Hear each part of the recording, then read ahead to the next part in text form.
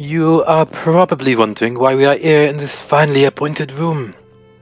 I must get these chips for the cafe. And in the palace of the Queen of Cormyr, Her Majesty, who I believe has just celebrated our jubilee and our tea was a bear? Or am I getting confused? The Queen was the one who commissioned Cecile Dubois, the former Zentarim agent, to steal the king's tears from across Faerun. In the course of those thefts, she great cashed the parties that my friends and I were reluctantly attending.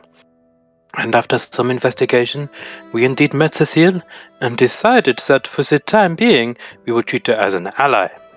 Her thievery, we believe, has something to do with the new Open Lord of Waterdeep, Ranulf Delvester. And some dastardly plan he has to seize power away from Laeral Silverhand, our good friend. We were unsure why the Queen of Cormyr wants the tears, so we accompanied Cecile here to Suzale. It turns out that the Queen has been looking for information about the location of some sort of lost library, and we have agreed to give her the information and to potentially accompany her on an expedition there. Meanwhile, Oriana and Alec have been having secret conversations, and Alec has been developing some sort of spell. That, of course, won't be anything to worry about later. The food in this place is terrible. They do not even have garlic. I do miss being back home in my cafe, its comfortable surroundings, the good food, the stolen portrait of the fallen Asamir with the big sword by Van Trott that we are keeping for Jarl Axel, as well as the cuckoo clock. Oh, speaking of home, it seems I'm receiving a sending spell from Ben, our ever-stressed and sometimes kidnapped general manager. I must consider giving that boy another raise. Anyway, hello? Hello, this is Ben, your general manager at Genie's Lamp. You know who I am, right?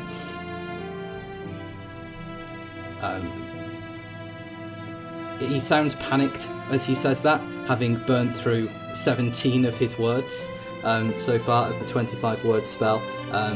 He then continues by saying, tax officials here, we seem to owe some, and then it cuts off.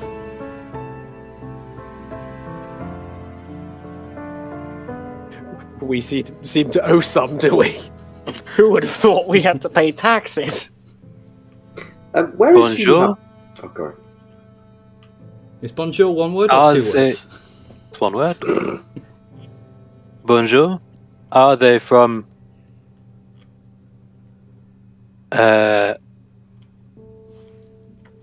the Open Lord? Are they from elsewhere? How much do we owe?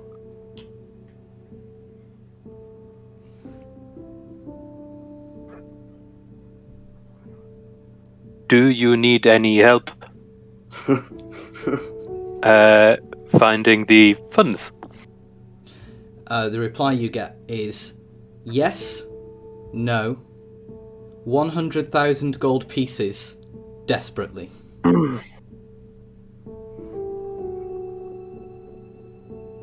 How could we owe 100,000 gold in taxes? We've never made that much at the cafe. This is all in Genie's head. Okay. The rest of making me stressed in real life. The rest of you are currently having a conversation with the Queen of Cormyr, who has just imparted the information that she has been searching for these King's Tears and has commissioned Cecile Dubois to steal them because one of the King's Tears contains some information about a lost library. Her fiancé, unfortunately, went in search of this library and went missing, and she needs to know what happened to him.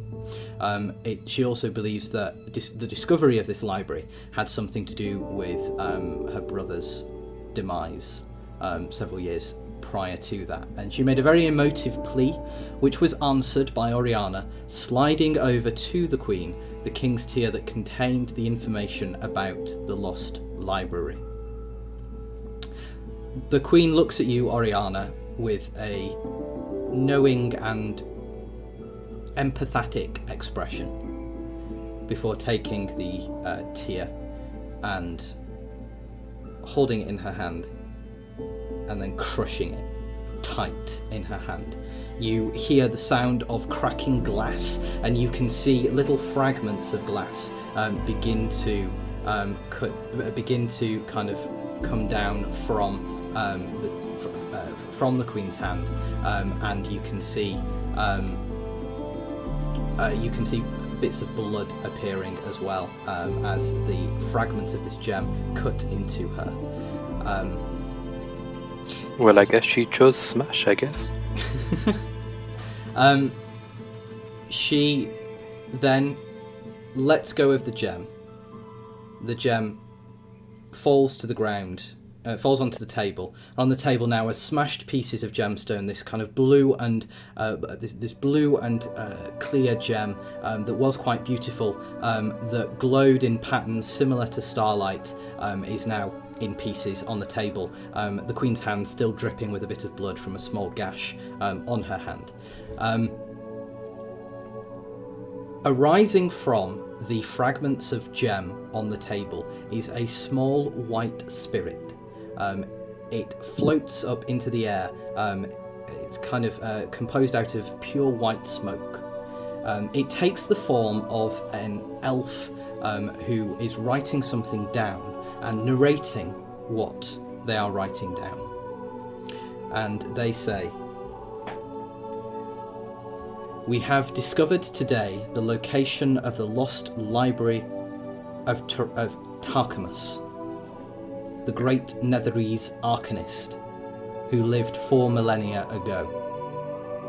It is beneath a volcano, south of," and he names a country that you don't know the name of. "The library is stocked to the brim with ancient books, tomes of lore, and, we believe, the soul of Tarchamus imbued in one of the copies of his manuscripts.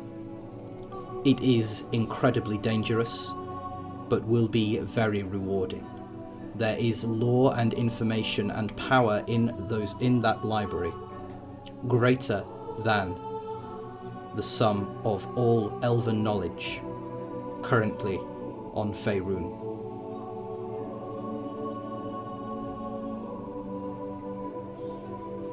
And then the spirit dissipates.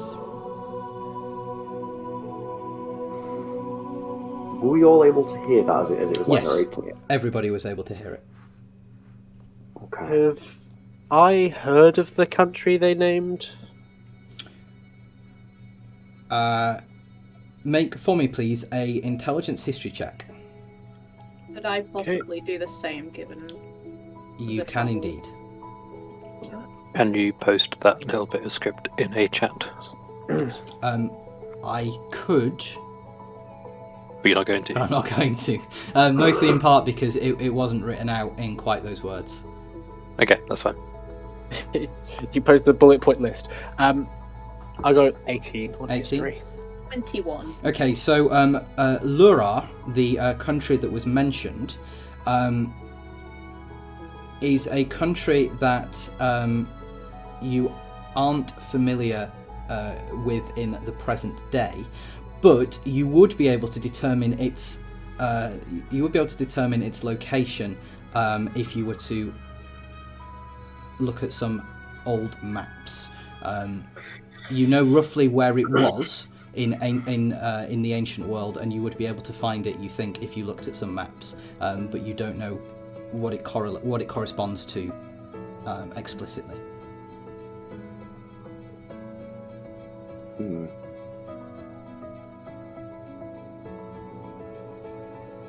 Do you have any old maps lying around, Your Majesty? She will send some courtiers to go and find some maps, sort of dating from the creation of the King's Tier, which, given its age, these are very old maps indeed. Probably a millennium old at least. Laeral is was a mountainous region near what is now called the High Forest and the Far Forest.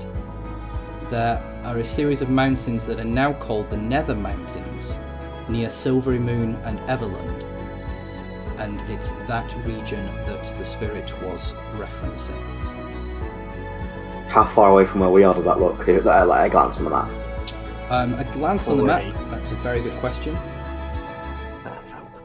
Just let the DM find a map. Well, they're like northeast of Waterdeep, but like about as far northeast of Waterdeep as maybe not that far. Oh, yeah. If they're up here, Waterdeep is here. We're like down here. It's probably about Okay. as far from Suzel to Waterdeep as, but like just northeast. At this scale, it's about 5.5 inches, which translates to Okay. I just want someone to clip Miles saying it's about 5.5 inches. No, please, my dignity. It's like 600 miles, maybe. How? Maybe Okay. 550. But that's So- like me eyeballing it. Yeah. So logically, then, that's where we need to go, I assume. The Queen says, well, transportation there won't be a problem. We have plenty of ability to teleport, and we can certainly arrive as close as we can to the Nether Mountains. I realise that this cause is one close to your heart, Your Majesty, but You are very perceptive. I hope I'm not wrong in assuming that given your status, you will be able to afford us some assistance in making sure we get there. Obviously, we'll provide all the protection, but we've had bad experiences before in teleporting and then, well, winding up in the wrong place. I can guarantee that my wizards will be able to get us into at least Everland as a town. We have very good connections with the majority of the world, particularly in the Silvery Marshes.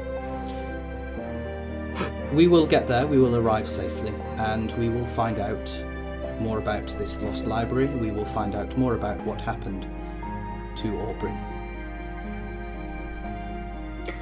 Okay, well that sounds like a plan to me.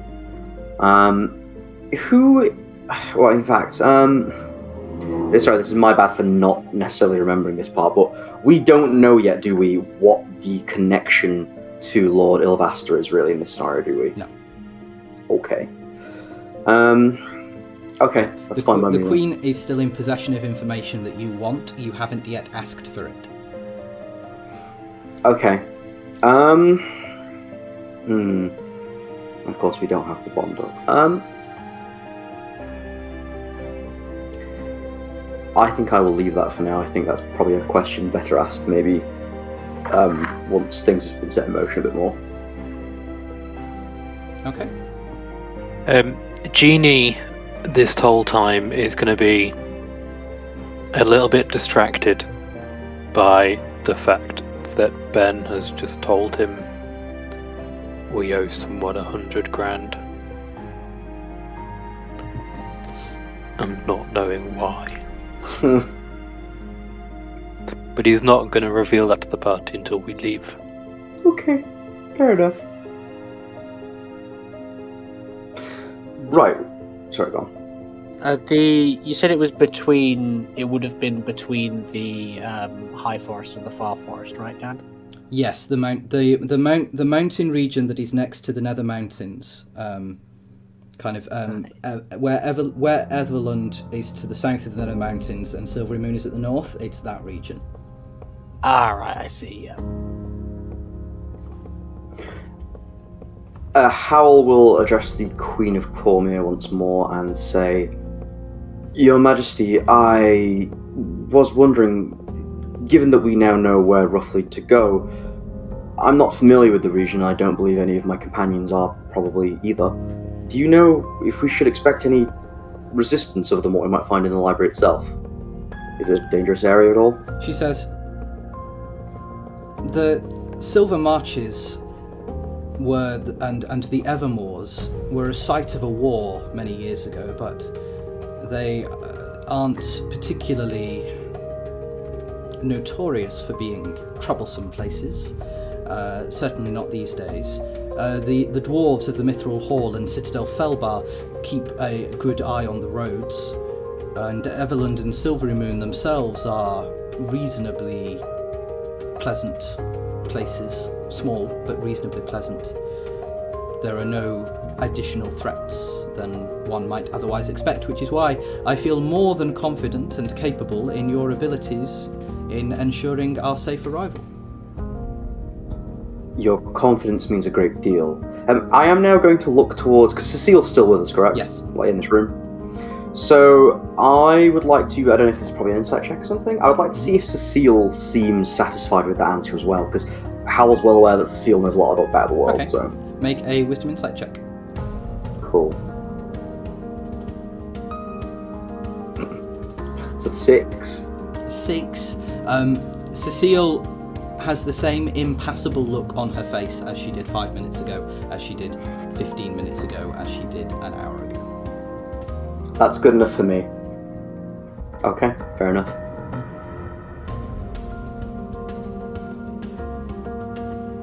Cecile will say, "Well, Your Majesty, is there any need for me now that I've returned these tears? May I collect payment and be on my merry way?"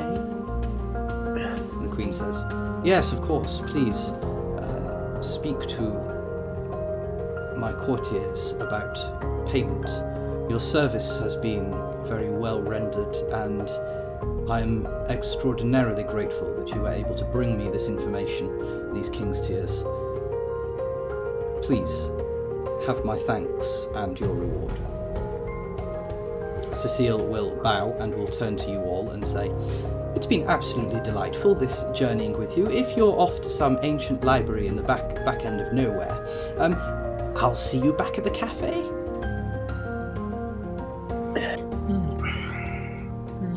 Are you sure you do not want to join us? Oh, I'm very sure. I'm a thief, not an adventurer. Howell will pause for a moment and say, "Right, but given your disposition, do you not think that perhaps maybe there'd be something worth finding in this library? Something maybe valuable?" Oh, there will be many, many valuable things there, I'm sure, only I'm not employed to steal any of them. You know, I read this wonderful story once about a group of adventurers who went off to find a lost... I think it was a lost treasure, it was maybe one of their ancestors' treasures, but they explicitly hired a thief to go with them, because a thief is a very helpful person to have when going on an adventure. Are you sure you can't be tempted to join us? Well, how much are you willing to hire me for? Well, how much do you like brie and garlic bread? Not that much. Whilst I am indebted to you for agreeing not to hand me over to either the Zentarim or the Harpers, or both, and whilst I do also trust that you will fulfill your end of the bargain in releasing me from my bond by helping me fake my death, such that I will be released from my Zentarim oath, this particular part of the adventure, not something I'm going to do for free.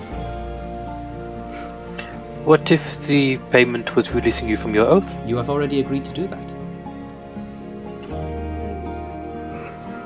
Did we?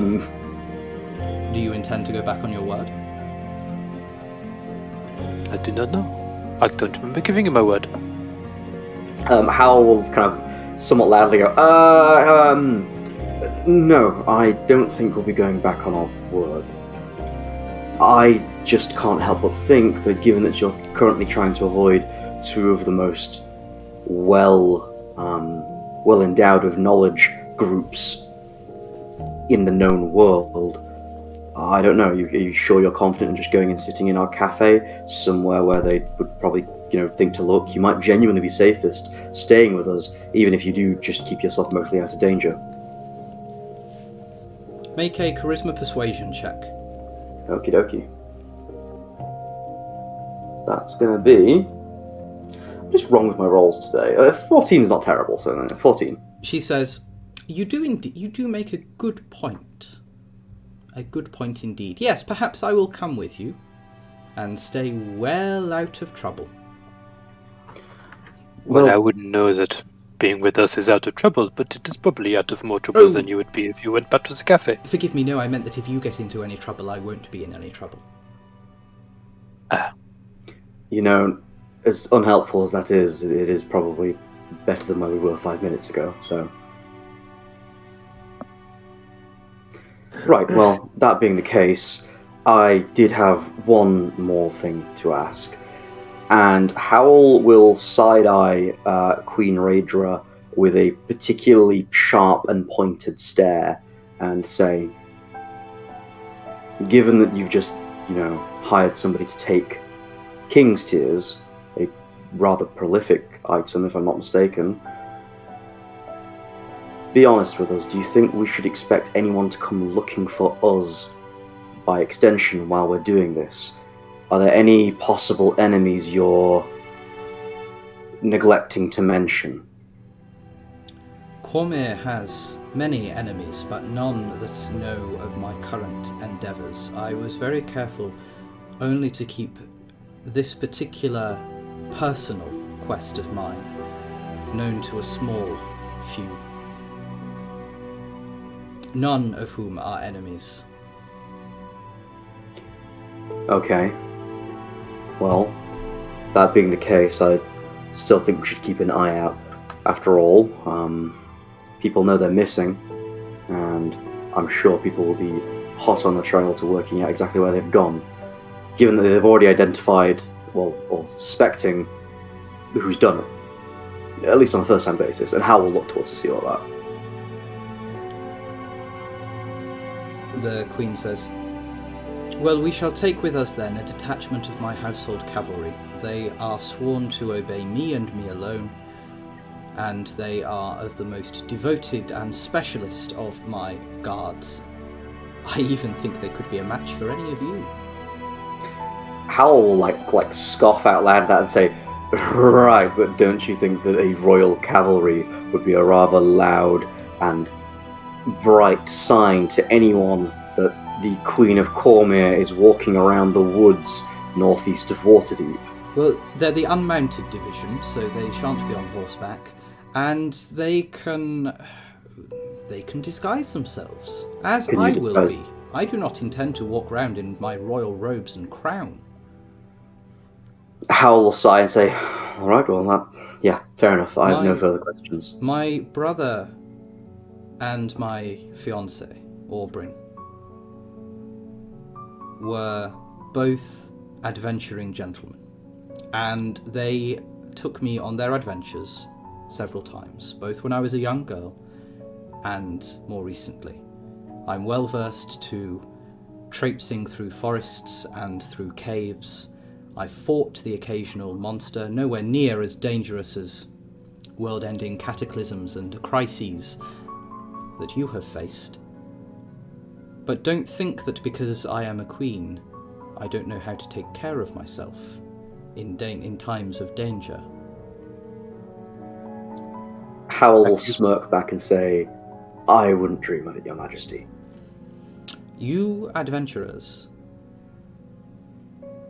are creative and clever. We who enjoy using your creativity and your intellect in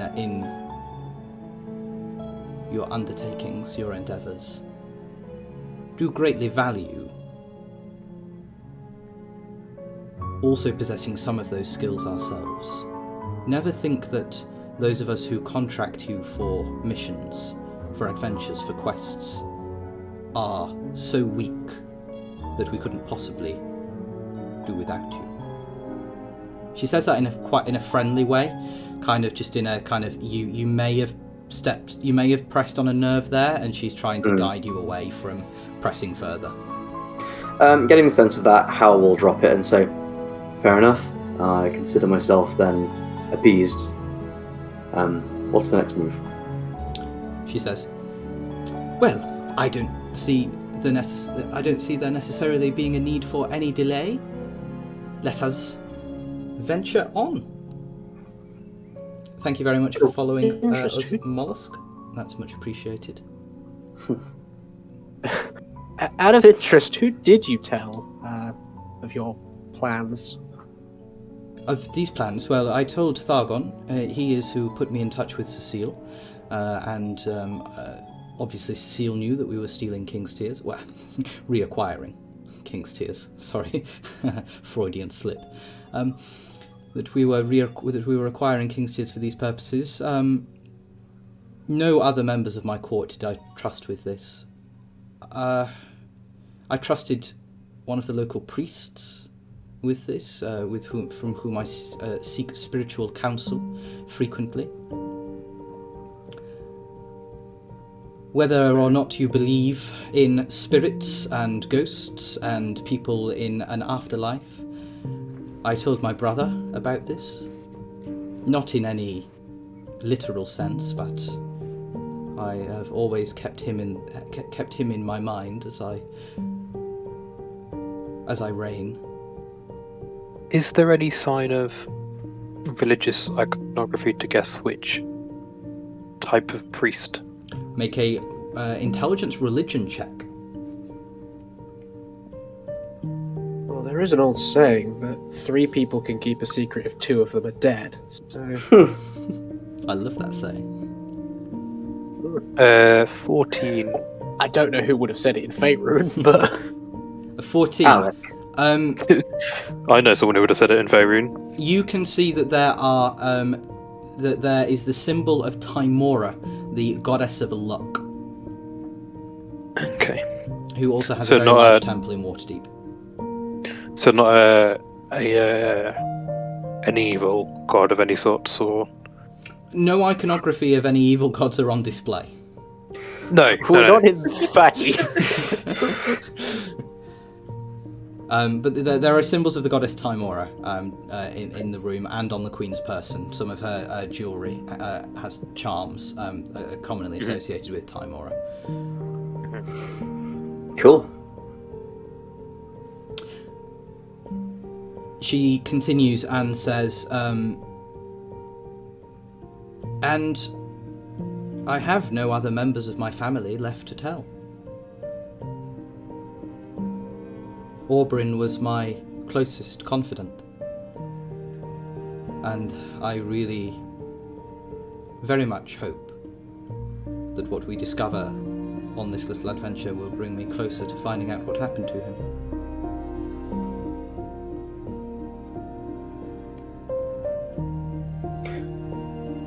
Well, that would be a good result, of course. I just hope that whatever we find in this library isn't anything to worry about.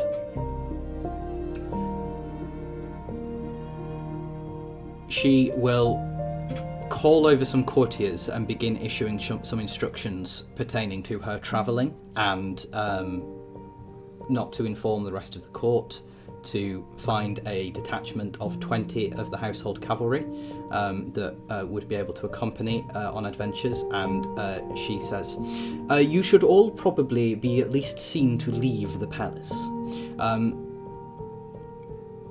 If you leave via the main exit, and she will then give you some slightly surreptitious directions that will bring you back into the palace, but make it look as though you have left. She says, then that way, should anything happen, your departure will have been noted. Merci. We will make our way to a local tavern or inn. She's given you some directions so that you can get back into the palace once you've walked out. Like a loop. Yeah. Works for me. Merci. Sounds like a plan. You... Anything else any of you want to do or say with the Queen before... Alright. Sylvester is going to look at you all and as you're walking and say to you, what do you make of her and of this?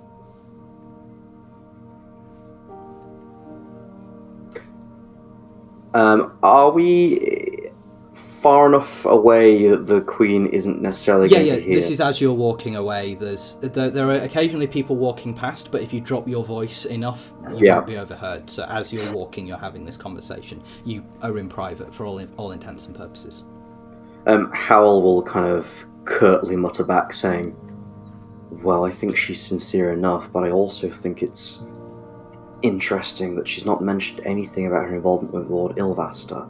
We know that those two are connected in some way. Maybe it's nothing, but, you know."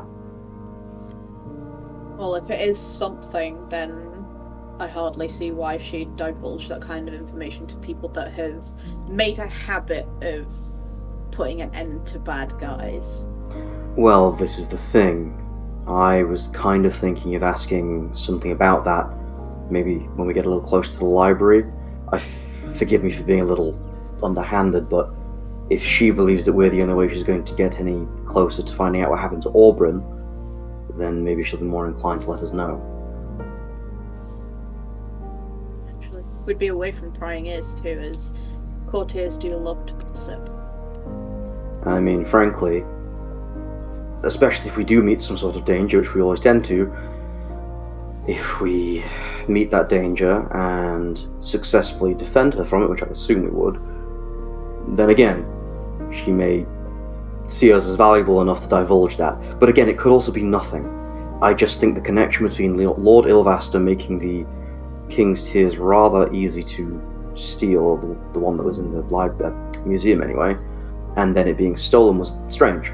But again, if that were the case and he had simply helped, somebody in need who was just trying to find a, dead relative, then I don't see why she'd hide that, unless there's something malicious about it. I wonder if she's told us the whole truth. I do not think she is capable of telling the whole truth. She is a queen. That's what they do. They do not. You make a very good point. Either way, I would suggest that we leave it a little while, get a little closer, and then ask. Again, best case scenario, which rarely happens for us, but still I'd like to hope, best case scenario, she goes, "Oh, well yes, Lord Ilvaster helped me get that King's Tear because he empathized with my struggle." However, if she puts up resistance at that point, and that clearly isn't the case, then I think we have more reason to keep pushing. Well, if Lord Ilvaster simply wanted to help her, surely he could have just given her the King's Tear. Maybe, but I also wonder if the new Open Lord of Waterdeep handing off an incredibly valuable artifact to what a lot of people may have perceived as simply a foreign queen, then yeah, that could have looked kind of iffy, be it the right answer or not. It's probably too early to rule that out. I mean, again, not necessarily. If Lord Ilvaster publicly made a gift of a historically significant artifact to a foreign ruler, that's just standard diplomatic negotiation fare. True. Yeah, I suppose there is that side to it. Can I turn to... Because is Cecile with us now as well, then, I presume? Yes. Can I turn to Cecile and say, you have a pretty good insight into these kind of dealings. What do you think? Well, she's obviously not telling you the whole truth. The question is, and this is a question one often asks oneself in my line of work, how much of the truth do you actually want to know? Well, this Enough comes back to get Lord Ranulph Ilvaster removed from power. Yes, frankly, as Alex says, I'd like him gone. He's terrible. And also, well, there is the chance that he's plotting something worse. There is also the chance, and Hal looks to Silshard when he says this, and says, there is also the chance that we may be looking for enemies where there perhaps aren't any. But even if he's not an enemy, he's still a wanker. And I don't like him having power. Speaking of wankers and people having power, I got a curious message from Ben. Now, he's not the one I'm talking about being a wanker and having power. But Ben has no power. the tax inspectors or the tax office have been to the cafe or are currently at the cafe, and apparently we WDRC. owe... The what? WDRC, Waterdeep Revenue and Customs. Oh no. Yeah. The WDRC have been to the cafe or are currently at the cafe, and apparently we owe around 100,000 gold pieces. Hal makes a sound like his soul leaves his body, like. That can't be right. What? I assume just the same. There's no way that the maths on that checks out. Well, the only way the math checks out is if someone like Ranulph has been doing it. I do not understand. How long have we even owned the cafe? 6 months. 6 months. And just off the top of my head, can I work out how much money, how much profit we would have need to have made for 6 months to be paying 200,000 gold a year in taxes? Oh no, you've had Hal's been dead 6 months. You've owned the cafe for just over a year. Okay. You would have needed Can I work out? Yeah, you would have needed to make an insane amount, like even just basic kind of. You know, you don't even need any mathematical skill to know that it's not possible for you to owe 100,000 gold pieces in tax, unless your profits were declared in such a way as to make it look like you had made enough money to owe that much in tax. Who's been doing our taxes? Is that Ben? Has Ben done that? I swear to God, we'll fire him on the spot. I'll send him. We'll cast sending him right now. Who has been doing our taxes? Has any of us been doing our taxes? We must have an account. We don't have an account. No, you don't. You've never asked for an accountant. You've never kind of talked about money or anything like that. So how's the accountant? It's different. It's not the same. I assumed as like the decisionist, I might have taken the decision to do like. There's no, I might have done the taxes. Along with Ben, but I didn't explicitly think. Read the Acquisitions Incorporated sourcebook and find out whose responsibility it is. To do the taxes. It'd be the occultant, technically. Well, that's me then. I give a stern look at Howl. Howl pulls out his occultant's abacus and kind of like waves it into like being like manifesting, and points and he goes, "I count how many people we've caused to die, not how many, I don't know, taxes we pay. I don't even know how that works. Do I look?" Howl like gestures to his like fancy clothing and says, "Do I look like I'm used to paying my taxes?"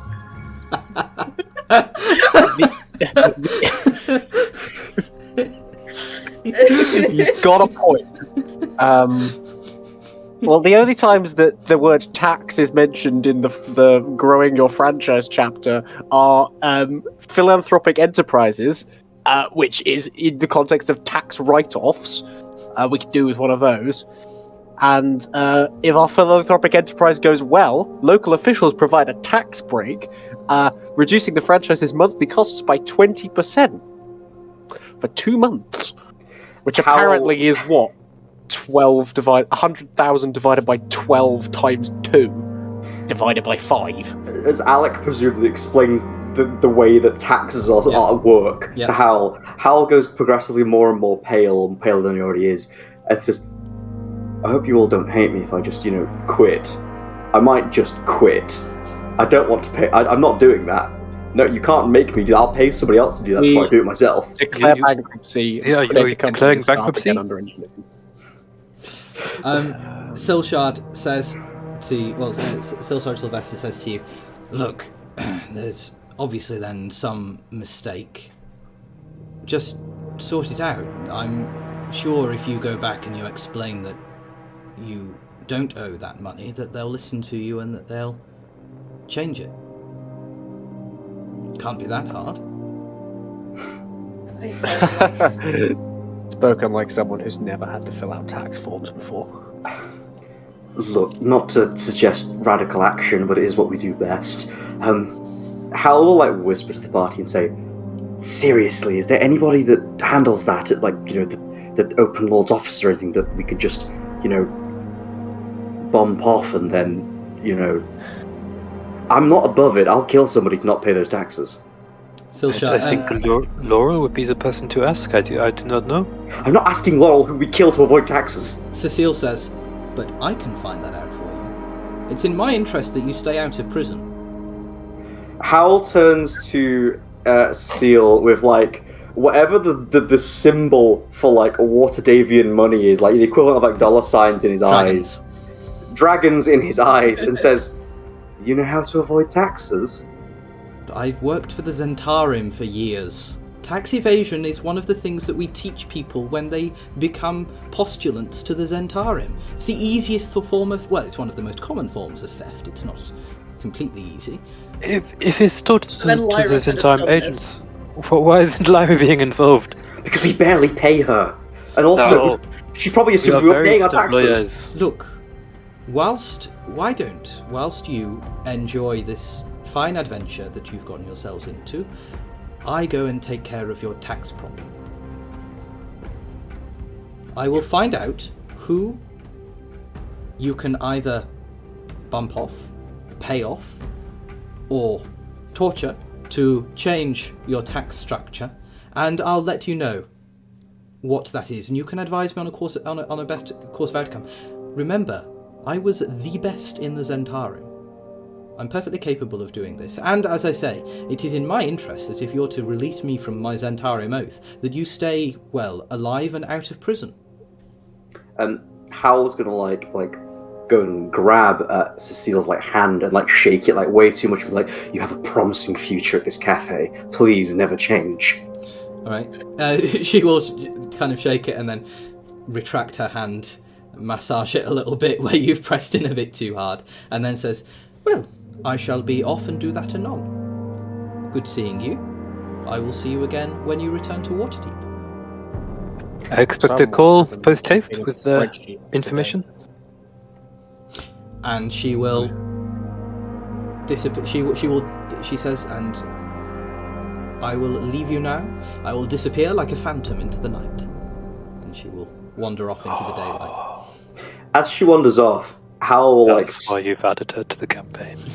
Howl will stare after the direction that Cecile left, and pause for a moment, and then say very sort of flatly, "Oh gods, I hope we don't go back and she hasn't stolen all of our, funds. She could very easily. We've just given her the ability to.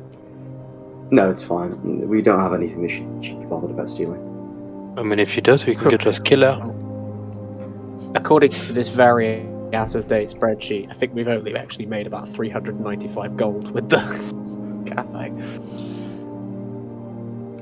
Silshard is going to nudge you in the ribs, Howl, and point to a reasonably handsome 6'2", broad-shouldered man who is walking towards the group. And he's going to nudge you in the ribs and says, "Hey, Howl, smash or pass?" Howl looks in horror but a little bit of glee to Sylvester or Silshard and says to them, I don't know. I don't know if they're necessarily my type, but probably still smash. I mean, I'm not stupid. The individual keeps coming towards you and is walking. Are they walking right at us? Walking right up to you, yeah. Could you describe like them a little more, physically? Yes. So now that they're like hair color and stuff like that. Yeah. Now that they're approaching, this is a 6'2" human man, very broad-shouldered, obviously very strong, with reddish hair and brown eyes. Seems to have at his side a sword that he is drawing as he walks towards. Drawing? Oh, Hal sees... No, I was thinking the same. Pad, and he's sketching. He retracts the sword from the scabbard entirely and has it by his side, out by his side, as he looks over to you all and says, "No funny business, but I need a word." Hal leans into Silshard and towards their ear and says, "No, actually, pass. I not my type anymore. No.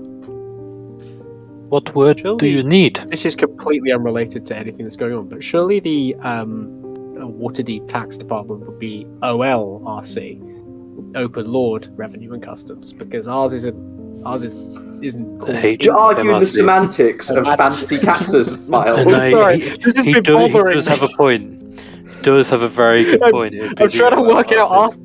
I'm trying to find out how much we should owe in taxes. The honorific for the Open Lord is the Right Worshipful, so it would be RW. What does the beefcake want? What does the beefcake want? Sorry, back to the scene. Or would it be RW? OW? OLOW? It would be RW because ours is HM, so Her Majesty's, or even when we have a king, His Majesty's. So this is the conversation that Génie and Alec are having, whilst Howl and Oriana and Sylvester see this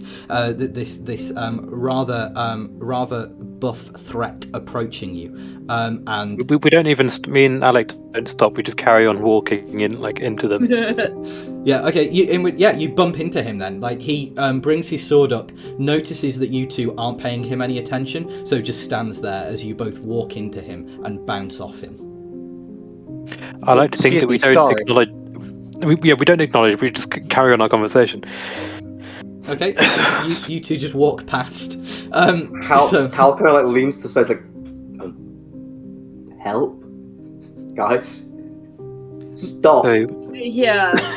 Génie and Alec make perception checks. Oh, you're joking, Dad. Come on. This is the kind of conversation that they would get caught up in. Alec is doing spreadsheets. He is the maths meme. He's pulling a Sherlock. Mind palace moment. 23. 14. Okay, Génie, you don't notice there a problem. Alec, you do notice that Howl is asking for help. Do you do anything about that? I kind of stop, look at Howl with a what expression, and then sort of turn and look at the man with a sword. Look down at the sword, look back at Howl. Disintegrates? Question mark? No. And Hal, we're still on the outskirts of the castle in Cormyr, aren't we? Basically, are we in castle grounds still? Yes. I imagine, Hal says, no, don't, no. What do you Mr. want? No Funny Business wants our attention, but he's also drawn his sword, so I don't quite get what he means by no funny business. Does he look like a guard or something? Or no, so he is dressed in brown leather armour with a dark navy travelling cloak over. Does he look like a thief? He does not. He looks like what you would imagine a third level adventurer to look like. Oh. Hal will sigh, clocking this, and say, "Look, whatever you've got to say to us, you can say it here. I'm not going in some dark alleyway with you. I don't want. Like I said, you're not my type." He looks at you confused and is like, "What? No, I'm here. I assume that you are Howl, Oriana, Alec, and Génie." You are. Yes. My name is not important. Hi, not important. You know our names, so. My name is Theodore. That's as much information as you need from me, because it's not me for whom I speak. Well, who is it you speak for, Ted? I speak for someone who knows what sort of business you're about to get into with the Queen of Cormyr. You're about to go hunting. And that would be... You're about to go hunting for a library. And I can and that would be... He looks at you like, I don't understand. He looks at you and says, "You're about to go hunting for a lost library that the Queen is obsessed about. And I can assure you that nobody wants her to find it." And even if we were looking for such a library, why would they not want her to find it? Because inside is the lore of the Netherese Lich Tarchamus, including the Tome of Tarchamus, which contains his soul bound up in its pages, the Queen has been looking for that book for many, many years. She's been looking for that place for some secret reason, and we think she intends on using that book, that dangerous, dark, powerful book, for malicious, malevolent purposes. Can I hit this man with an insight check to see if I think he's fibbing or not? You can. I would like to do the same. Make wisdom insight checks. So I got 17. Mm-hmm. I'm going to keep pressing to find out who we is. Okay. Oriana? Who is we? That's a 24. Alright, both of you are convinced that... both of you believe that he is convinced he's telling the truth. Okay. He says, we are What? concerned citizens and courtiers and close acquaintances of Her Majesty, and we know that she should not ever be in possession of that book. Right. Okay. What makes me think we should believe you? Yeah, have you got any proof?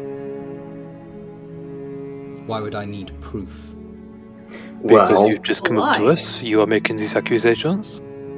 and frankly, we know what she's looking for, and well, I've got no reason to believe it's the same thing you say. What proof did you ask of her? Or is it that How you're do you know only- we didn't? Or is it that you're only willing to believe the word of rich people who ask you for quests and adventures? I mean, paying us helps, of course. We're not stupid. Are you willing to pay us? I'm not. Okay.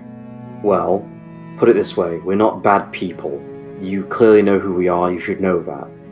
If we get to this library and the Queen thinks, oh, actually, I'm going to get this super evil book, then we're probably, yeah, we might have an issue with that, but frankly, I'm also fairly sure we could take her if you did do that. I don't think it's going to come to that, and how we'll say this is if addressing, whatever people may be listening in right now in the castle grounds say, look, the Queen's not doing anything wrong, so there's no problem, right? And Hal will then turn back to this gentleman.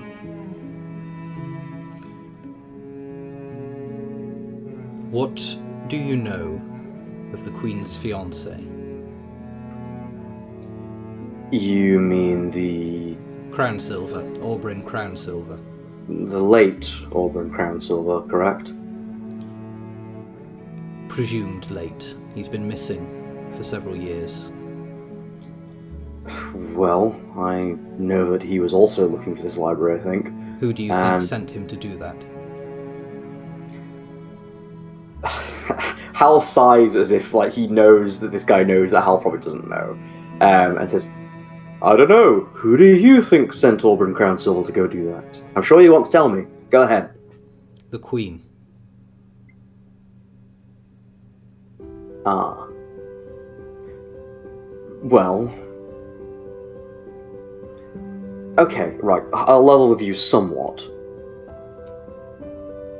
Why hasn't she already gone and done it then? You know, like obviously there are things that she maybe needed to just prepare for that, and obviously Hal knows that it's the King's Deer. Why wouldn't she already have done it? Why would it have taken her this long? She must have been waiting for something or someone to be delivered to her to give her whatever piece of information she needed. Okay, so he doesn't know about that. Cool.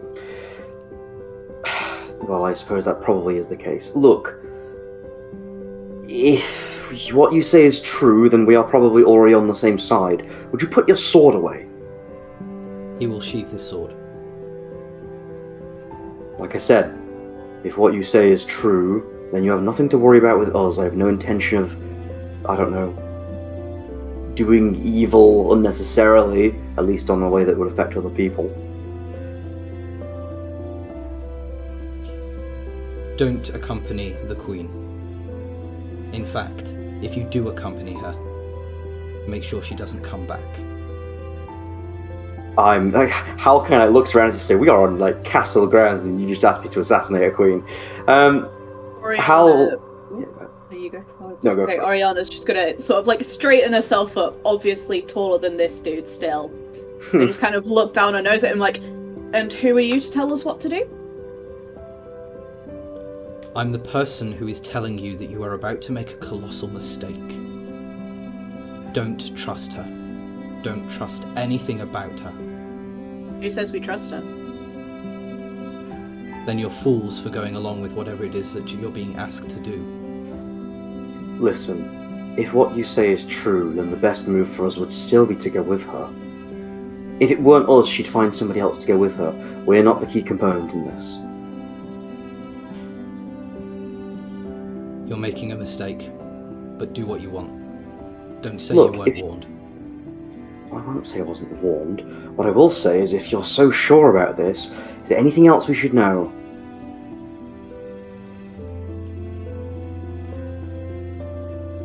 Just ask her why she wanted Oberyn to find the library.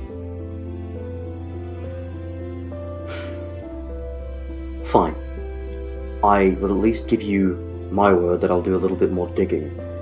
But like I said to you before, if what you say is true, then the best option is for us, and Hal gestures to everyone, to go with her, because, frankly, I'm willing to bet we're some of the only people on the face of Faerun able to stop it, if it were something bad. And also, thank you for letting us know. He is a little taken aback by your thank you, but he will bow his head quite smartly and suddenly, and then will just turn and briskly walk away. That's more like it. Silshard, Weird little man. Silshard turns to you, looks at you, and said, "I'd smash." Hal turns and says, "Ew, no, he terrible taste. Get better taste. Anyway, let's move on." Okay. You wander round the palace grounds, following the route that the Queen gave you, and enter through a doorway, through a passage up a flight of stairs, along another corridor, through a door, and you are in a room with the Queen and 20 of her guards, and a few courtiers. Do we think these are the guards that she's bringing with us? Yes, they look like geared up. Okay. When you survey them, you see that there are an assortment of rangers, an assortment of fighters, an assortment of clerics, paladins, a few wizards. She is not going, she's not going unprepared. From the look of their equipment, and Alec, judging by some of the spell components that you can see, if you had an arbitrary scale, not an arbitrary scale, but a progressive scale of 0 to 20, at which you all would be about at a 15, you reckon that the lowest of the ability rankings of these individuals would be a 13 at the lowest. Would the highest be? The highest looks to be one particular wizard, who, Alec, you reckon could easily be a 19th or 20th level wizard. Blooming heck. Have we found the one person on Faerun smarter than Alec? Well, Alec actually has the cap for intelligence, so he's not smarter, he's just more accomplished as a wizard. Sounds like you're insecure there, Miles, but anyway. She says, "No interruptions, I hope? Are we ready to go?" We had some minor issues with some information from back home, but should not be anything to worry about. Oh. Much. I do hope that Waterdeep is in good hands these days, now that Ranulph has taken over. It depends No, it's what in you call by frankly good hands. incompetent hands. Oh, I'm sorry to hear that. I'd rather liked him when he visited. I'm sorry to hear that he's not up to scratch. Howell will very, very intentionally, casually try to chime into that with a sense of genuine but small interest and say, "Oh, are you two well acquainted? I genuinely don't know how relations are between Cormyr and Waterdeep." No, we met for the first time during a diplomatic exchange when he visited a few months ago.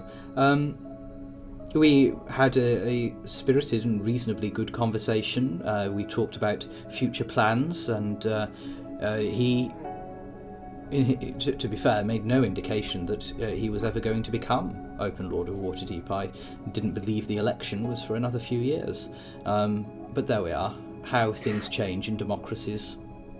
Out of character, Dan. Mm-hmm. Correct me if I'm wrong, but don't we know for a fact that he visits again later as well? Yes. Okay, thank you. She's lying to us. I thought so, I just wanted to double check that. Hal will do his best not to react to that, and will say, oh, well, that's good to know that the relations are well. Heaven forbid we want any kind of conflict.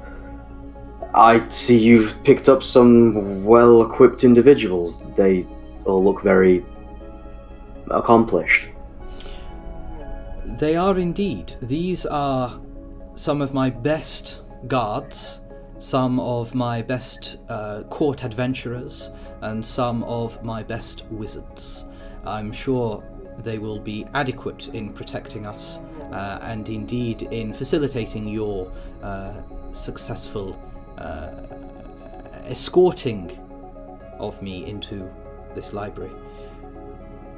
If whatever here is what Orbrin found, well, I say this in part because he was my fiancé, but also to some level objectively. He was quite simply the strongest and most accomplished adventurer I've ever met. And if something happened to him there, then I'd want to go in with as many capable individuals as I possibly could. I hope we can live up to Orbrin's legacy then. This is a mission that, if Orbrin were here, I'd send him. I'm sure you would, and that does make me wonder though, actually. What exactly, when Orbrin showed interest in this library, just so I have a better idea of exactly what we might be dealing with here, was it just the secrets of the library he was looking for, or did he have any particular reason for his interest in the things inside the library? My late brother had also been interested in the library and had gone on a few expeditions to try to find it. But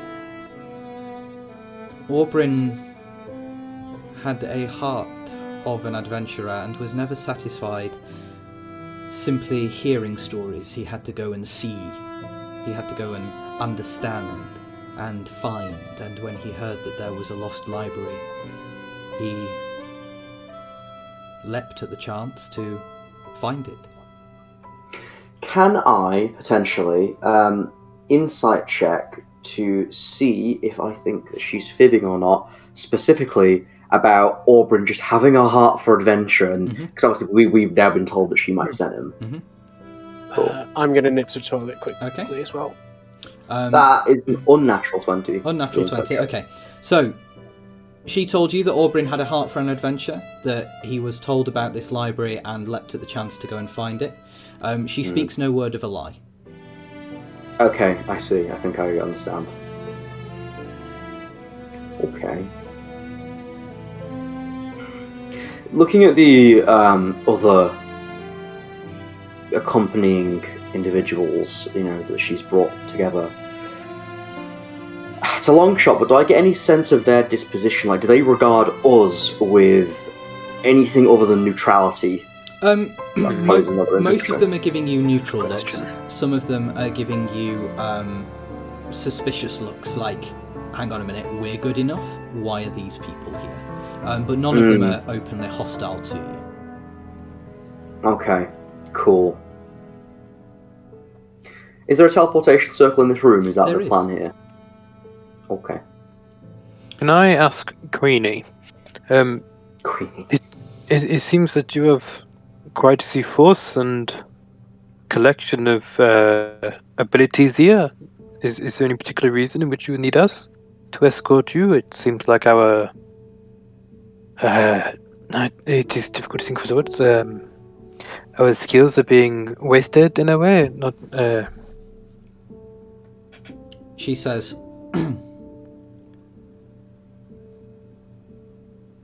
"You are undeniably the best heroes in Faerun.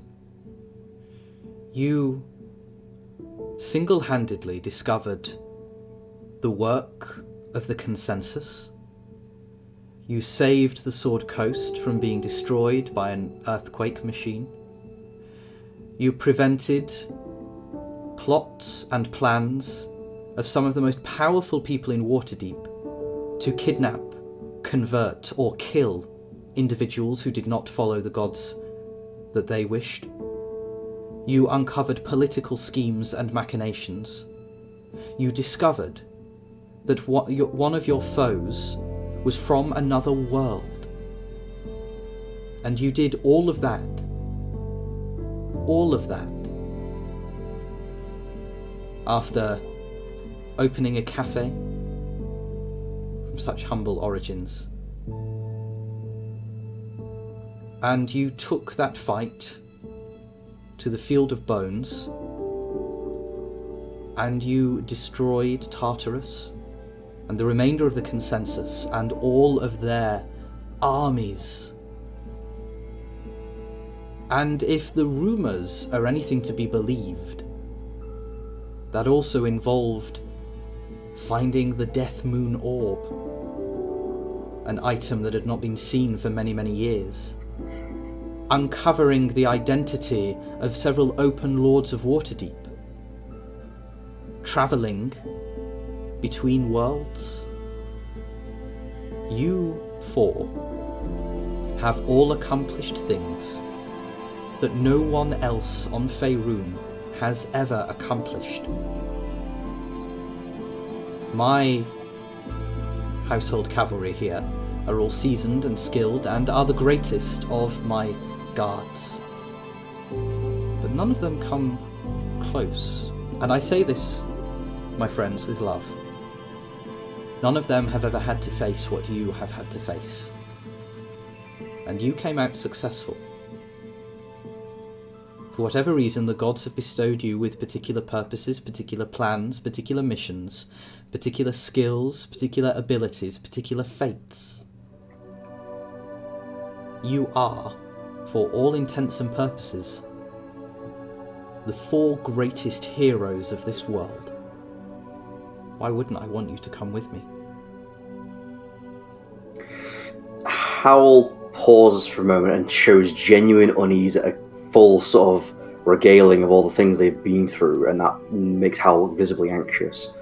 But then Howl kind of like, half timidly but half with a little bit of fire in him, looks Queen Raedra in the eye and says, You said that we'd been imbued by the gods with the abilities to do what we've done.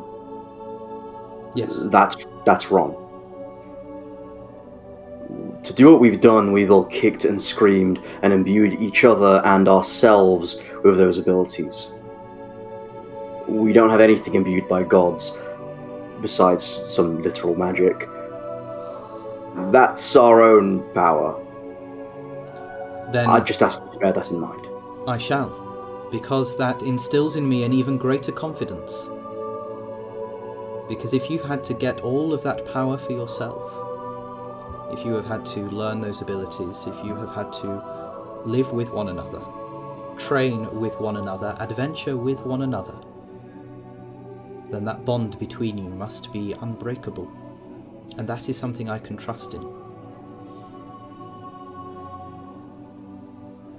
I hope you'd let us afford that same trust to you. I hope so. Shall we? Howl regards her with like a cool neutrality there. But I'll move towards the teleportation circle with other people do. Before we set off, how well disguised would I say the Queen is? The Queen is... sorry, I should have said this. The Queen is wearing a green and blue kind of trackers, hunters kind of I thought you were going to say tracksuit there. I was like, yes. It's kind of like tracker hunter, kind of forest work outfit. Yeah. In similar to what Oriana wears from time to time, in greens and blues, and with the exception of the fact that you know that she is the queen, you wouldn't know that she is a queen. She's not wearing any of her royal insignia. She is not wearing any of her rings of office or any of the necklaces she was wearing earlier. Her hair that was down the length of her back is now wrapped up underneath a hood that she pulls up as she is talking to you. You wouldn't know unless you knew her that she's royalty. And Okay. the people, like the guards and stuff we're bringing with, are they all They're wearing not in a just uniform. normal? Okay, they're all wearing. Okay, Yeah. good. We're not gonna look like a crowd of royal escorts. No. And We're Absolutely. going to look like a crowd of level 13 and above adventurers, which is a scary thing. Yeah, roughly how many are we total? Well, there'd be 26, wouldn't there, with us, the 20, and Queen Raedra, I believe. 27, Good heck. 27 then, yes, yeah. including, yeah, Yeah, of course, we've got Sylvester as well. you do indeed. Um, All right. The teleportation can obviously has to happen in batches because you can't teleport that many people in one go. So the high level wizards will begin casting teleportation spells, and you will all, at some point, step onto this circle, feel the familiar tug in your gut as you are yanked through space and time. The world's spinning around you, and as it rights itself, you are in a completely different place than you were when you were teleported. This is a very good and very opportune time for us to take our break.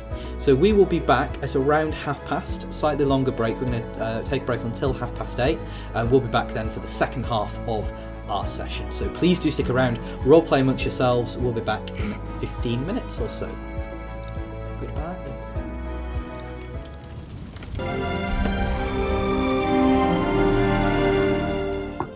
Hello. We have returned. Excuse me. We have returned. We are back. You have agreed to accompany the Queen of Cormyr, Queen Raedra Orbriscate, on an expedition to the Nether Mountains near the High Forest, where you will, along with her and a retinue of 20 seasoned adventuring guards, try to find the Lost Library of Tarchamus, a Netherese lich who existed in the 4th millennium pre-Dale Reckoning, who was a very, very powerful arcanist, creator of several magical items. To do that, you have teleported to the High Forest and are just stepping away from the teleportation site with the Queen's detachment and with the Queen herself. You four and Sylvester, Howell's doppelganger, who is actually his patron in disguise, also present with you. And Raedra will turn to one of her wizards and will say, are you able to sense anything, to determine anything with your spells? And the wizard will say, yes, over there. And she will point over to a ruined tower that is standing just above the forest, jutting out from some mountains. And she says, that tower over there, I think it's part of the ruins of Xamax.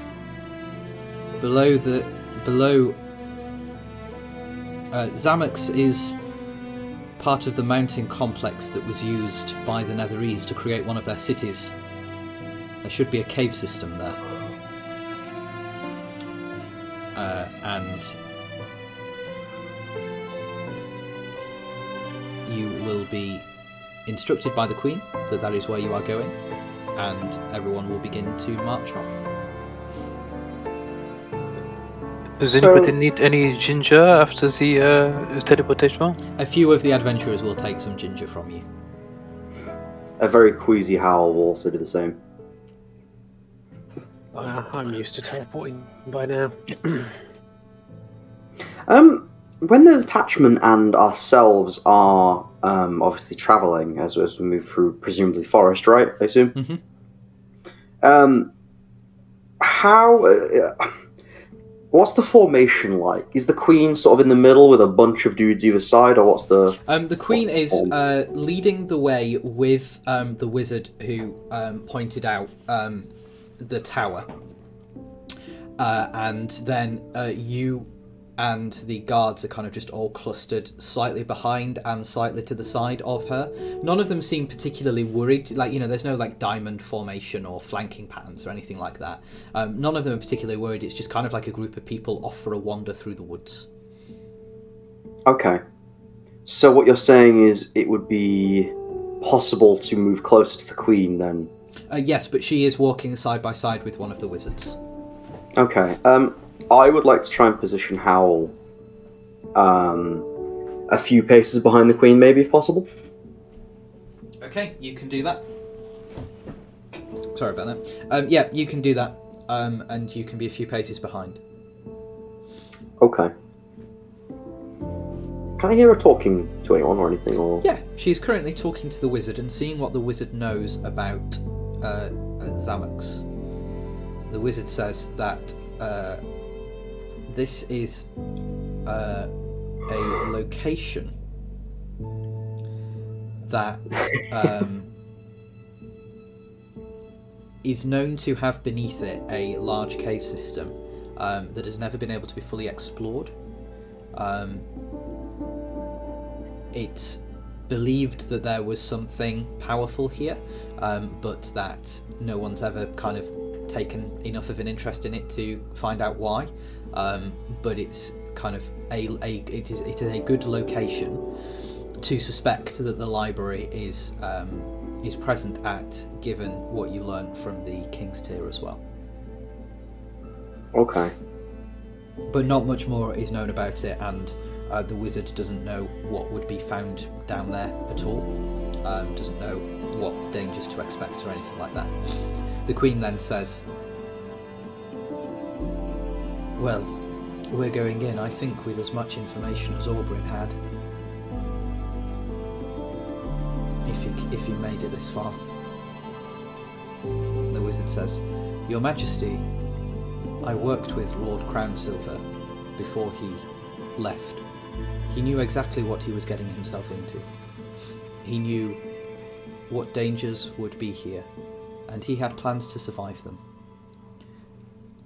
I'm still convinced, Your Majesty, that he's out there somewhere.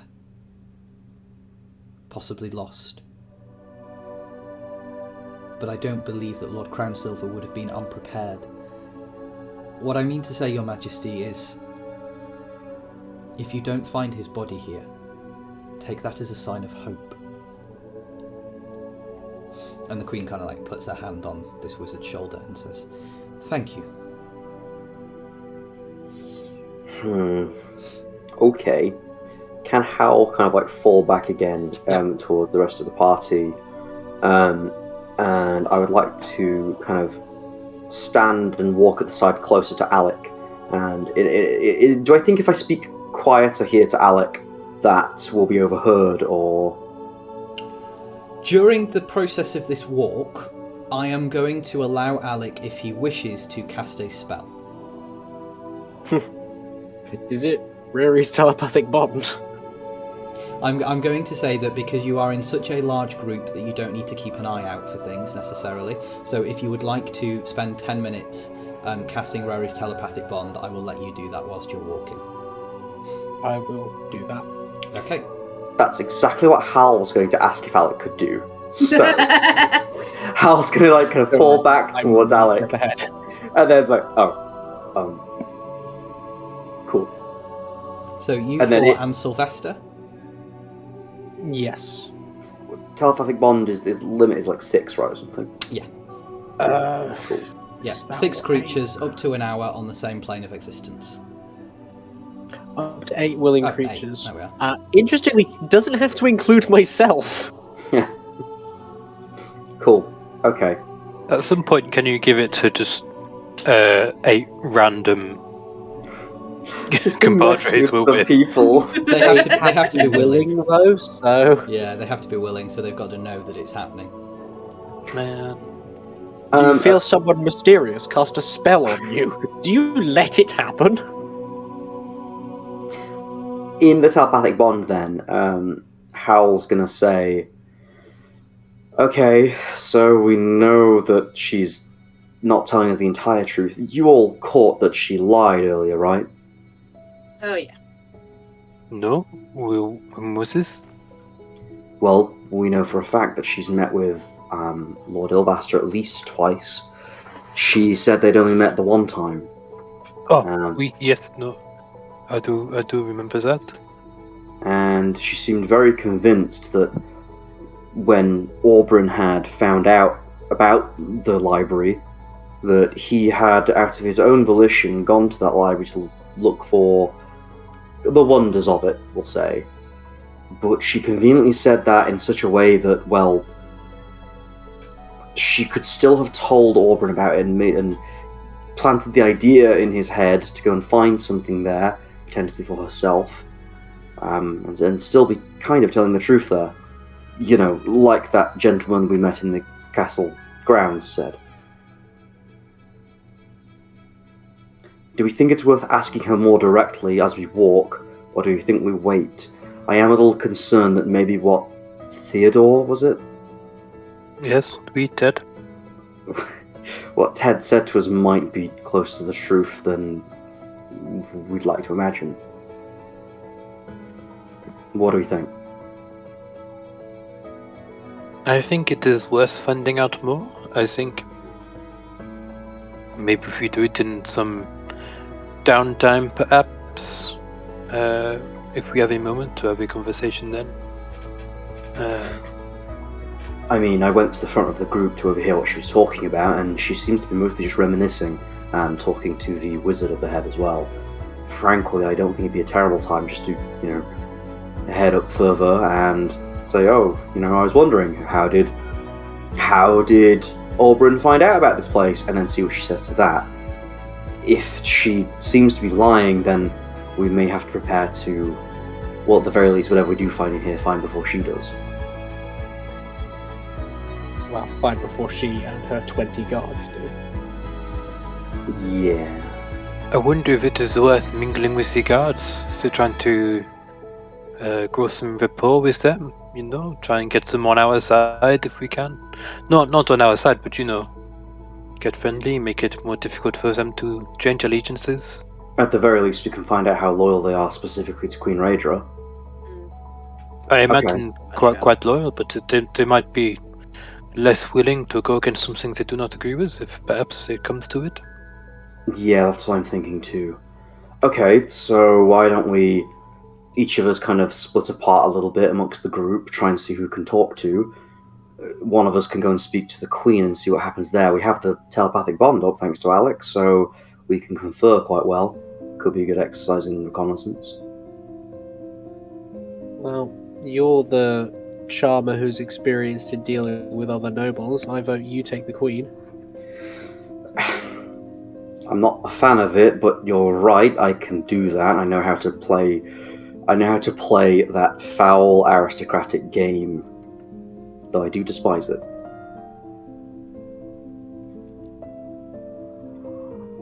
Okay. Hal's gonna head up back towards the Queen. Alright, you do so. Okay. Hal is going to see if... Is there like a natural lull in the Queen and the Wizard's conversation?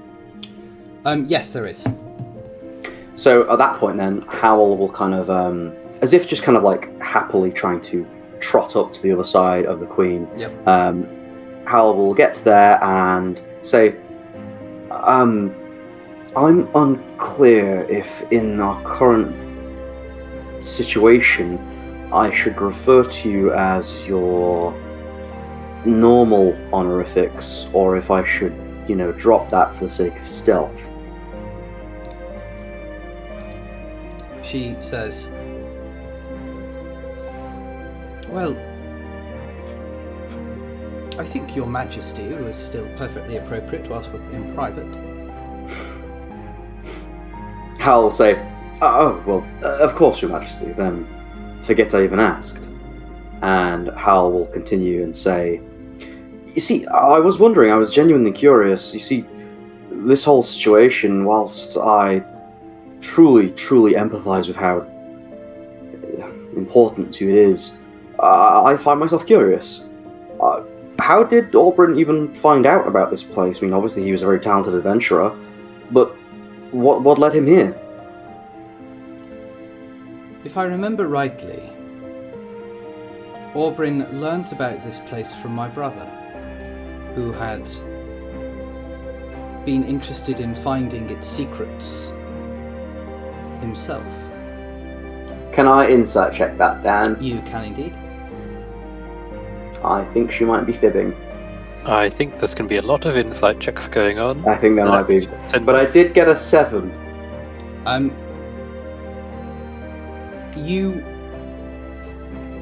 She convinces you by what she says. Okay. Then Hal will think for a moment and say, Right, and how did your brother find out about this place? I mean, the whole point with it is that it's very, very secret and hard to find, right? My brother was an adventurer who, before he was king, went off on many expeditions. He found what I believe is colloquially referred to as the Tomb of Horrors at one point. He was an experienced adventurer. This was my brother, you must remember, was nearly 10 years my senior. He had an adventuring life whilst I was still a child. I see, and I'm assuming the Tomb of Horrors was truly delightful then. It lived up to its name, I'm told. One of the party there decided to reach inside a rather large and dark orifice, and when they retracted their hand, it wasn't there anymore. She says, that reminds me, and she turns around and addresses all of the guards and says, "Don't put any parts of your anatomies into large, dark orifices. They might not be there when you retract them. Understood? Good. Sorry, where were we?" Howell will chuckle a little darkly and say, "I hate when that happens. About the orifices, I mean." Are you well acquainted with placing parts of your anatomy in small orifices? Right, I'm going to have to insight check again. Does Howell think the Queen of Cormyr is flirting with him? Because if he does, he's going to lay into that because that's useful. That's 13? Yeah, she's flirting with you. Cool. Alright, I guess we're doing this. Howell, oh god. I like how both Connor and I just sat up straighter and moved our chairs closer to the... Yeah. Okay. Howell inside his head is like, oh no. But verbally, Howell will give a little side smirk and squint a little bit and say, "Well, I have been told that my experience speaks for itself." It's very good to know. And what of yourself? You said you like to, what was it? Get involved with the goings-on and the skill sets of adventurers, was it? Yes, indeed. I've had many adventuring friends over the years. My family, of course, being reasonably well connected to some of the greater adventurers, and Orbrin, the only man I've ever loved, a great adventurer. Sorry, when you're flirting with somebody and they talk about the only man they've ever loved, you're like, No. Howell believes I'm that she's telling flirting. Cassius about this. Howell believes that she is flirting with him. Okay. Whether there is actually flirting is a different question. Howell is visibly deterred by the mention of that, though, and we'll take it as a sign to kind of like divert, and says, "Right, well, fair enough. Tell me, do you have any expectations other than obviously what you came here looking for? That is to say, Orbrin, hopefully, of what you might find in here, and if so, what do you plan to do with that? If you're looking for Orbrin, you may bite off a lot more than you can chew at this place by the sounds of things." It's also possible that I will come across whatever it was that Orbrin was looking for. And then, with that, I will finally understand what it was that he was so willing to risk everything for.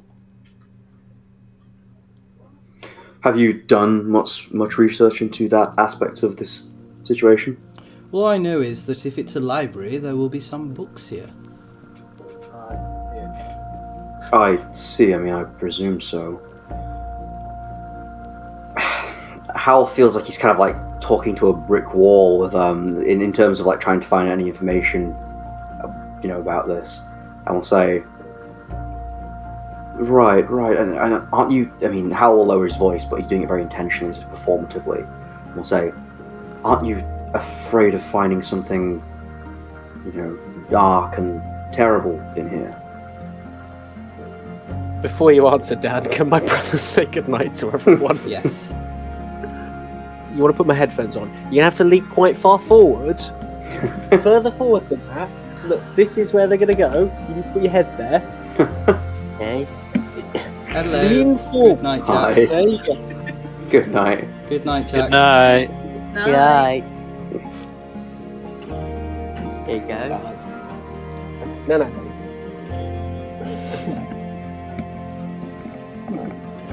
Alright. No.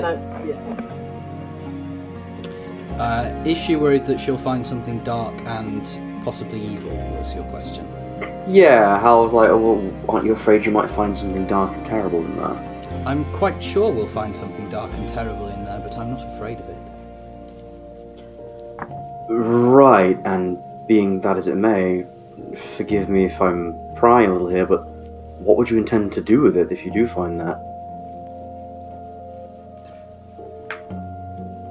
What have you done when you found powerful items and artifacts on your adventures?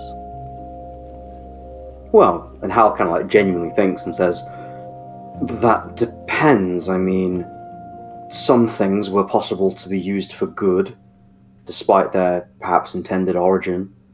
And some things we disposed of, given that the world would be better off without them.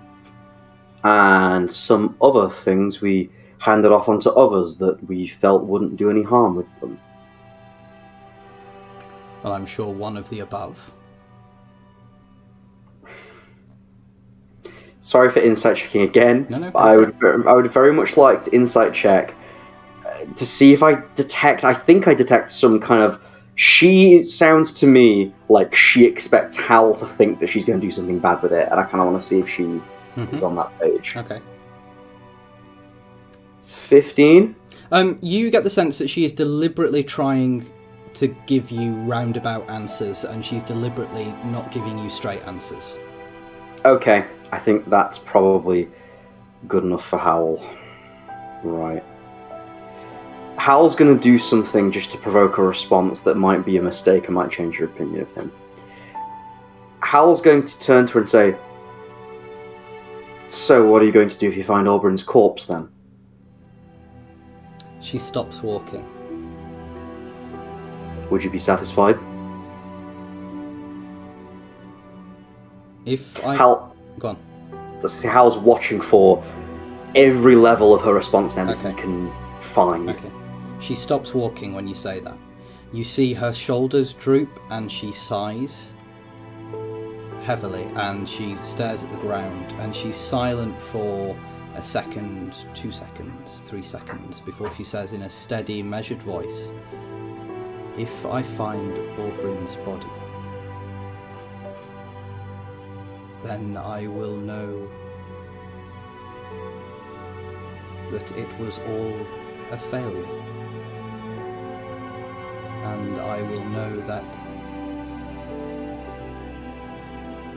perhaps the greatest thing that I ever sought is lost to me. I think she's talking about multiple things here.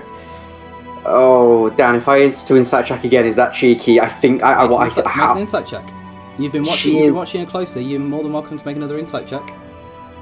That's a 10. Given her attitude to your previous questions, You think that whatever she was saying there, she was specifically referring to Orbrin. Okay. Or something to do with Orbrin. But her response to that, both in physicality and in the way that she replied with words, that response related to Orbrin. Okay. Howl will kind of like, obviously she stopped, Howl will kind of like stop, allowing people to pass by them either side, and turn to Queen Raedra and say, "Forgive me, Your Majesty, I may have asked too much. I just simply, given the situation we're in, want to be as familiar with your predicament as I can, so as to do the right thing. I'm sure you understand."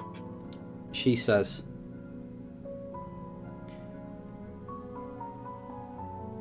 "Have you been in love, Howl?" Howl is like, it looks as if he's been mentally hit with some sort of like ballistic, and struggles for a response before saying, "I think, in a manner of speaking, maybe. There are things that I love, and there are things that, should I lose, I wouldn't know how to go on without. And there are many other things, and some things in particular, that maybe I do love in the sense that I think you're talking about. I just don't know. Things happen, as I'm sure you'll understand." She says, "That was a very roundabout way to saying no." Howl's going to half turn away and say, "Perhaps we have different definitions of the word." Very well. That I'll give you. Half turning away from her, Howl will say, adding on to that, "How far are you willing to go for love, Queen Raedra?"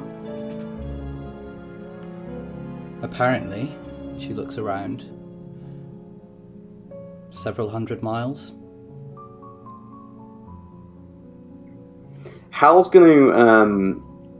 Insight check. No, Howl's going to start walking on ahead, seeking to leave the conversation, Okay. but will say, just before he kind of gets out of her reach, "Well, let's see if that's quite far enough then."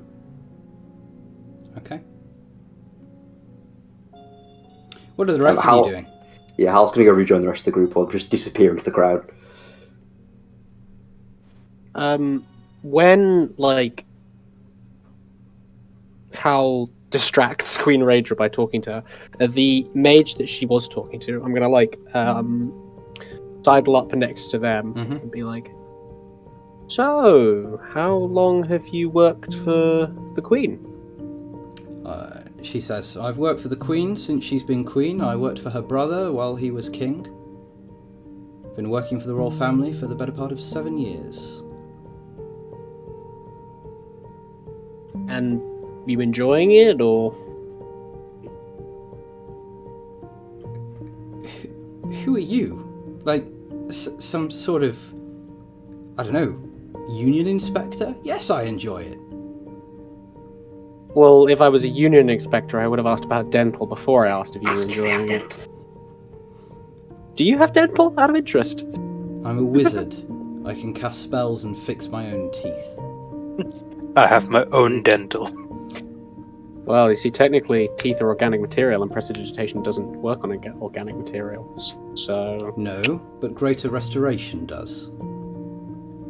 Wow, that's a real high-effort use for a spell slot. I use a toothbrush for that. But this isn't the point. What about expenses? Do they fill those? Do you have to submit forms?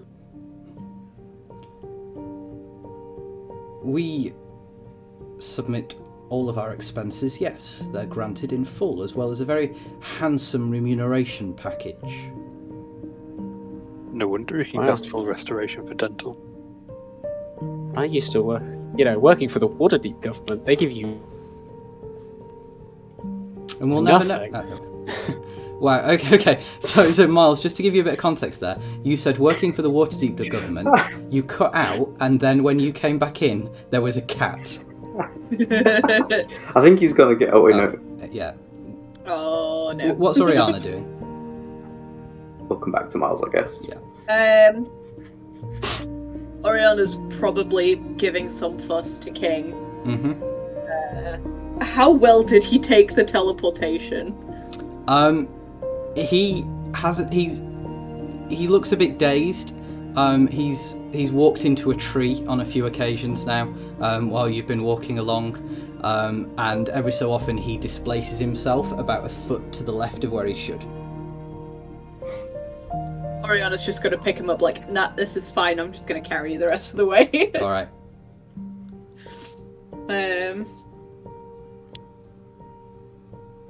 Are there any other rogue people? Yeah. Or are they all Yeah. just fighters? Yeah, there's a few that look rogue adjacent. Nice. Oriana will just slowly just meander her way over. Mm-hmm. Are they talking about anything in particular, or are they just walking in silence? They're talking about Orbrin and his visit here, or suspected visit here. And you overhear them talking about how distressed the Queen was when he didn't come back. You hear them talking about how before he left, they were planning on getting married, as in that they were about to set a date, which explains why, as far as they're concerned, which explains why the Queen was so distressed when he didn't come back. You also know that you're also told. Well, sorry, you also overhear that they know that Orbrin was a tad suspicious of the Queen. They seemed to have been arguing a little bit on the days leading up to him going on this adventure, and no one's quite sure why. Some people assume that the Queen didn't want him to go on it, and therefore was trying to tell him not to. Others think it was just other domestic related matters.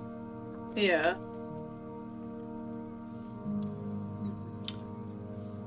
She'll kind of like move in just a little bit and ask, what was he looking for? It seems a bit odd to go on an adventure so close to a wedding. Must have been something important. One of them says, well, possibly a wedding present? I don't know. But he decided it was time to go now. But it must have been something important. He wouldn't have gone if either she hadn't told him to, or if he wasn't confident that he could get back in time. Might have been what they were fighting over, potentially. Possibly. Getting back in time. What do you think it was? I think that I've always thought that maybe he didn't want to come on this adventure, that he didn't want to go and do whatever it was that he was asked to do, and that's why he didn't come back. Fair assessment. How do you feel about doing it now, given that he potentially didn't want to do it? I do want to do it. I'm getting paid. We're all here. Understand. We're all safe. Nothing's going to happen. But now, you never know.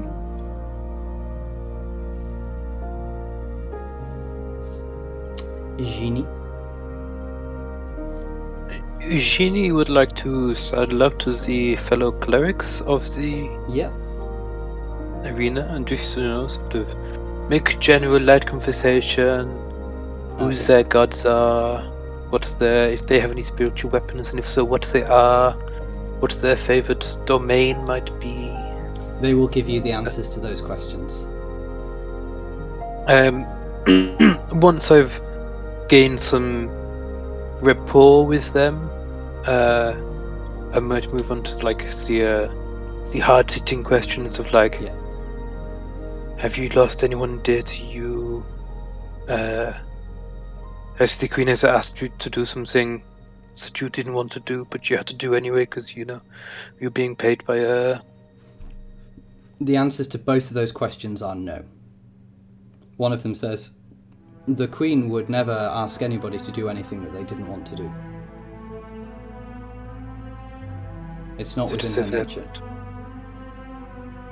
Have you been with her long? I've been with the royal family 10 years. She's a damn Well, sight that's- easier to work for than her brother was. And looking around, are they all human or are they a mix of races? There are a mix of humans, elves, and half-elves. Okay, so for some of them, 10 years is a long time. For some of them, it's a Not splash in much. a pot. Yeah. Sorry, repeat the last thing you said. Better than... Better than her brother. Oh, was he the nasty kind of ruler? The one who takes his anger out on his minions, so to speak? Not at all. He was just audacious and pretentious. Hubris was his ultimate downfall. I think I know the kind to speak of. Yeah. Do you know...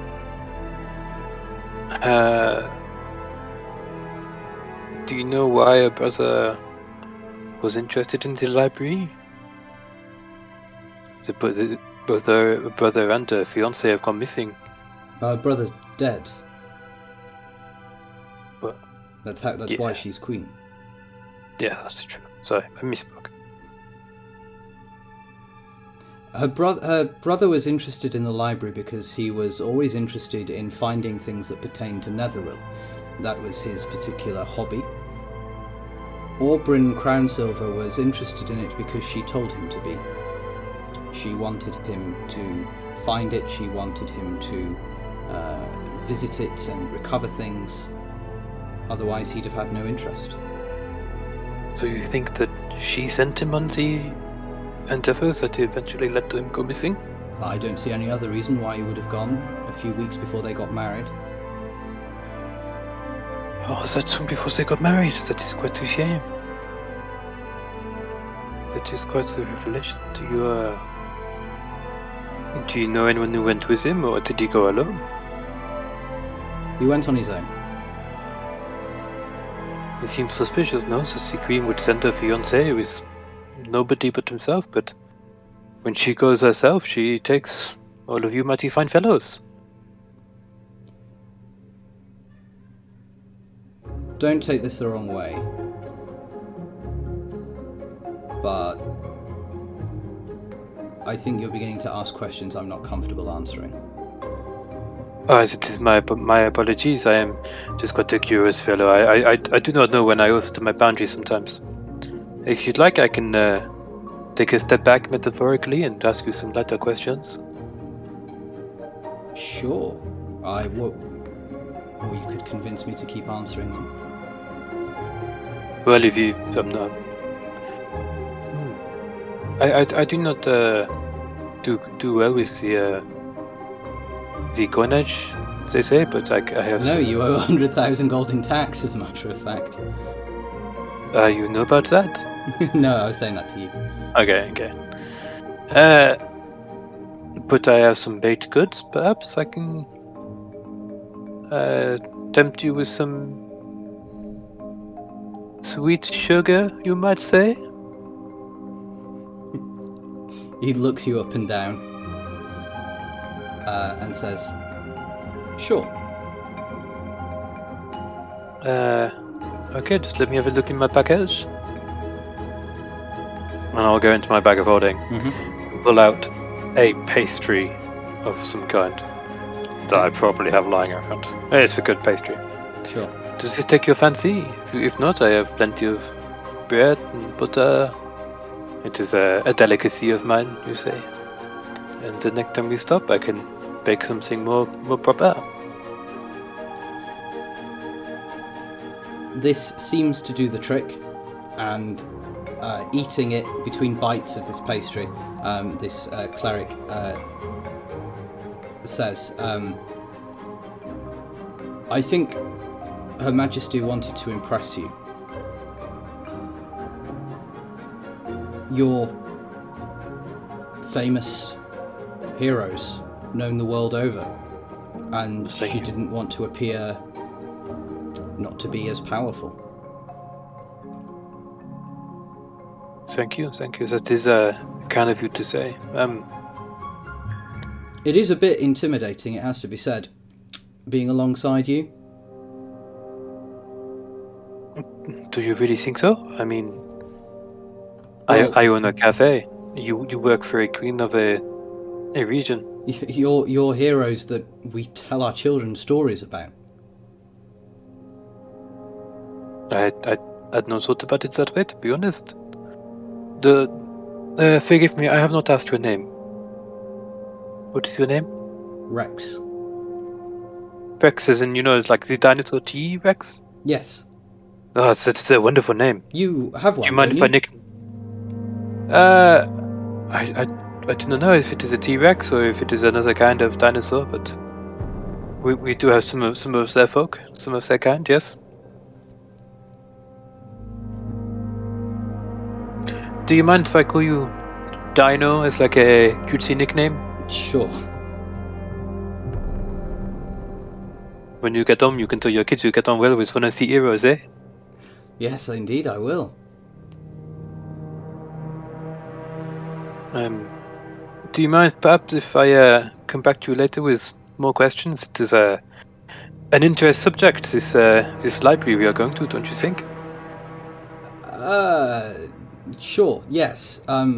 Sorry, I just can't believe that I'm going to be friends with one of these adventurers.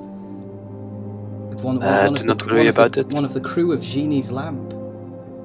Well, you know who I am, right? You're Génie. Yeah, but Génie's lamp is named after my brother. What? There are more of you? I sidle away. What is your favorite kind of pastry? I might be able to make some next time we are setting up camp. I am a very big fan of pain au chocolat. Parfait, ma perfect. Pain au chocolat. Do you have any chocolat? I may, do you know? No, but the one talking, the wizard talking to Alec usually carries a good stash of chocolate. Good to know. Thank you, merci. Have a safe trip, I'll see you soon. And I'll sidle back over to Everyone my party. Yeah, okay. So, if hang on, Dad, just a law question here. If you're saying we have fans now, if that you'd like, we tell our kids about you guys, how far would you say we are away from getting action figures made of us? Because that'd be really funny. Well, don't we already have them if you go to Barovia? Yeah. Yeah, that's different. That's like a, They're dolls. Yeah, those are creepy dolls, creepy ventriloquist dummies that are used for malign rituals. You would be very close to having action figures made of you. The point that is trying to be emphasised here is that you are celebrities. Cool. That's going to come with pros and cons, I feel, but sure. The dream here would be you can go to store.aglarion.com and buy the. But unfortunately, if anyone wants to make it's a Howl Funko Pop. Of us, it's the horrible soulless eyes of a Génie Funko Pop staring back at you. Hey, no, Génie's got a soul. No, it's not Génie's eyes that are the problem. It's the little Funko Pop eyes. They hide hidden evil. Anyway, as I sidle back over to the gang, I'm gonna tell Alec to barter some chocolate off this wizard. Let him know that he can have a pastry if he wants. So going back to Alec, given that we were cut off momentarily when your cat jumped on your chair and disconnected you from the internet. He unplugged the socket at the back of my head. Does look like now you've got a strange hat though, because the colour of the cap blends into your hair. Cat hat. You know those people who have like cat ears on their headset? I've got a cat.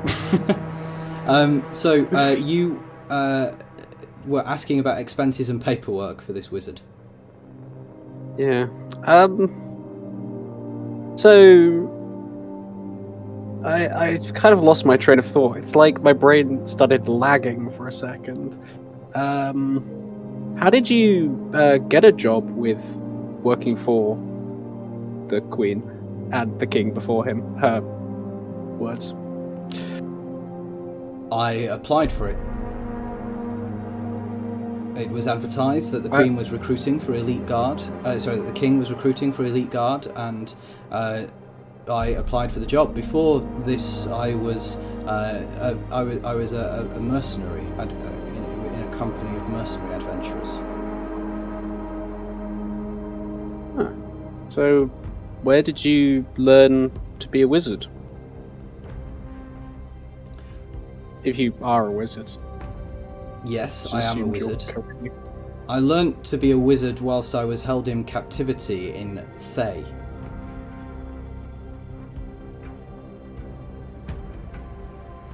How did you learn in captivity? I mean, surely they kept your reading materials closely guarded. We were trained to be wizards so that we could better serve our Thayan masters. Zastam is very keen on everyone knowing how to cast certain spells, and it turned out I was good at it. So when I got free, I carried on learning. Who would have thought that a lich was evil?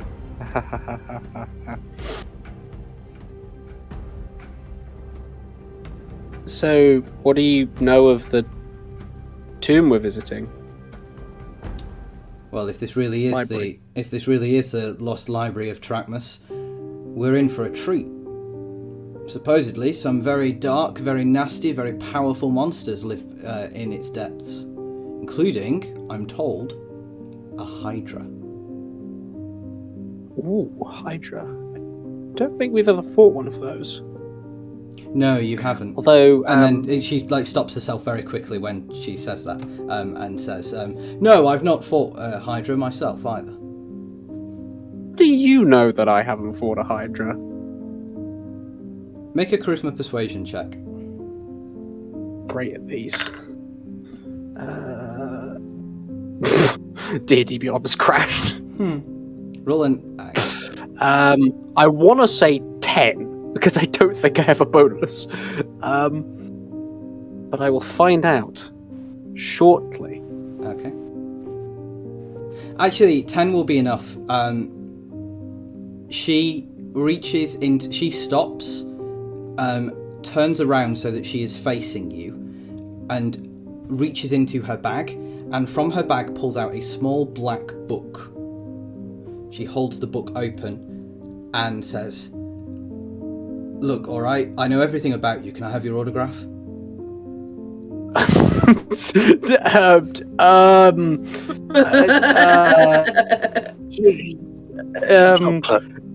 Alex's head is immediately like his two brain cells are bouncing between. Well, yes, that'd be like I'm famous, but then she'd have something of mine. So if she ever wants to scry on me, sure. I'll Ask sign it, I guess. So while I'm like awkwardly signing this book, which I assume is her spell book,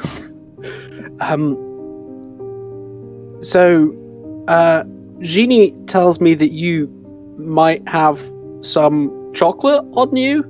May I have some? Yeah, of course. Milk, white or dark? I bounce the question back to Génie. Milk? Milk. Okay. Did you sign it property of Alec? She reaches into her bag and will pull out a bar of milk chocolate and hand it to you. Thank you. That's I've not really got a professional signature, so I've just written my name. So I guess that's it from now on.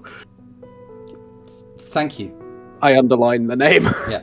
She slams the book shut, stuffs it back in her bag, and starts walking away purposefully. Alec, I was just going to say, can Oriana just yell through the telepathic link, flirt with her? Alec has to take a deep breath to let out a sigh of relief, and then sort of talk to Oriana in the telepathic bond. I can barely hold a conversation. Do you really think I know how to flirt? Can both Howl and I'm hoping that Silshard joins in the telepathic link, start chanting smash or pass, smash or pass, smash or pass. Filling Alec's head with that. If an undead wizard could blush. And I'll sidle over to Génie and just wordlessly hand him the chocolate. I will hold it up to Rex and be like, Okay. It is at this inauspicious moment that rather suddenly a Hydra appears. a Hydra appears. Oh, okay, for real. Right, okay. None of you were paying much attention. You were all conversing and chatting.